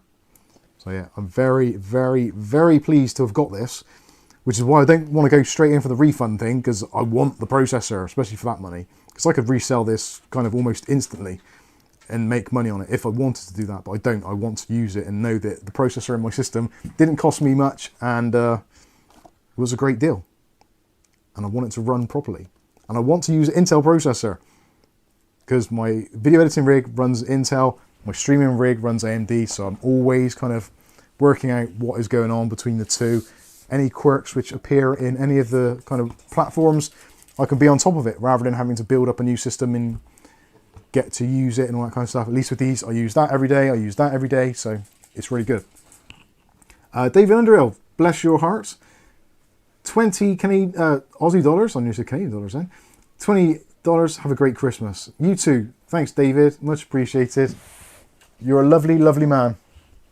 That's still Christmas. And you look much healthier now with all that weight loss. Probably thinking, I'm stalking him now. I'm not stalking him. I don't stalk viewers, okay? Maybe some of them. For those of you that are wondering, I was just seeing Xbox Gamer there saying, wow, I love your lights, Mike. That is a little bit of a thing. So it's a bit of a throwback, actually.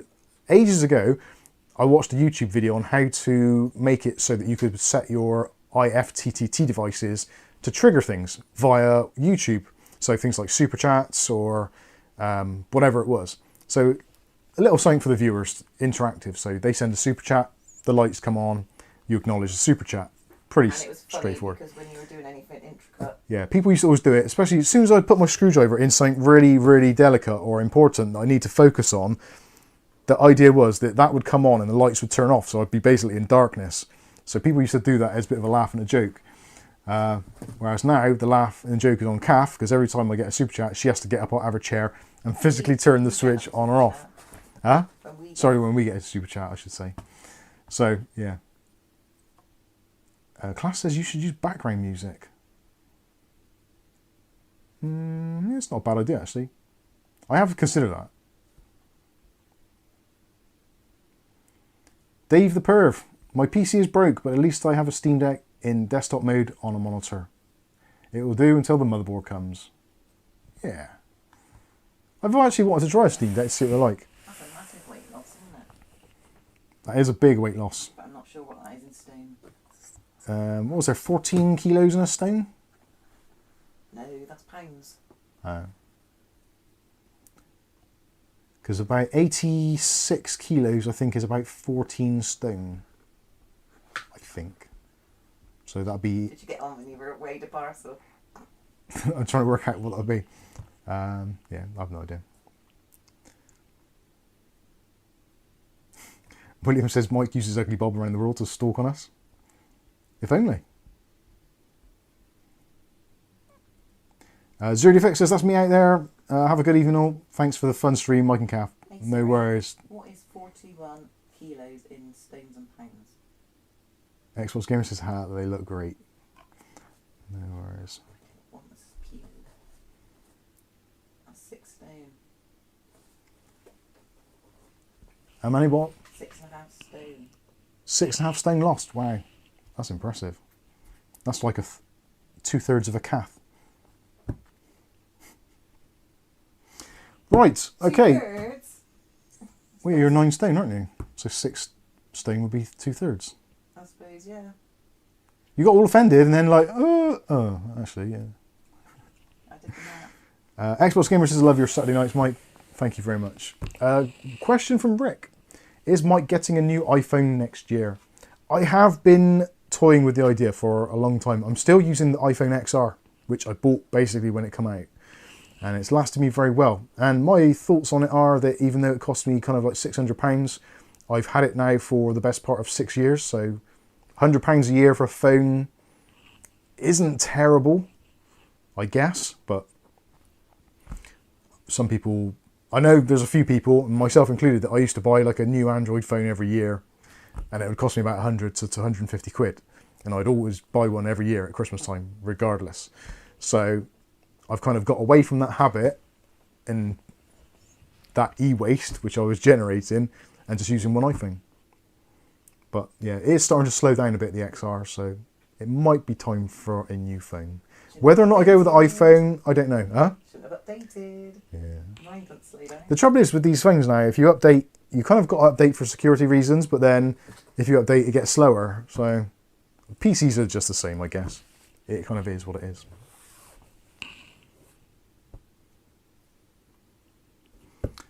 Firephone says, will you have snow for holidays, Mike? I have no idea. They've been saying that we're due for like 48 hours of snow or 3 days of snow or whatever it was. But they keep on saying that month after month after month after month. And it never happens. They've been saying it since October. But they were saying it when I was working back in 2018. Yeah. And I used to say to my boss, well, read the story. And it never happens. Scotland. Yeah, you see in small print after it'll say, this is for the Highlands and possibly Scotland. And then she'd go, yeah, you were right, actually. I read it. Colin Hilton, I bought my iPhone XR when it came out, and it's still working great. Awesome. Yeah, David Underhill says, no snow here for Christmas, not at 26 degrees, I doubt, no. Firephone says, go Android. I would like to use Android, but I don't know, just Android, the whole ecosystem just concerns me that it's so open. It's its blessing, but it's also its curse, because there's lots of little things that companies go off in different directions and do different things. It's mainly because of doing that job, wasn't it? Yeah. When we were doing the AirPods and nothing. Yeah. Yeah, when I started testing things like AirPods and Bluetooth headsets, all that kind of stuff, that is when you realise that you need an iPhone, just for the fact that it works with everything. Whereas the Android phones were like, oh, why can't I connect to this device? I have to keep ducking with Windows being shut. Yeah. Through it. Then I'd be like, Kath, I can't borrow your phone. No, I'd use her phone. Okay.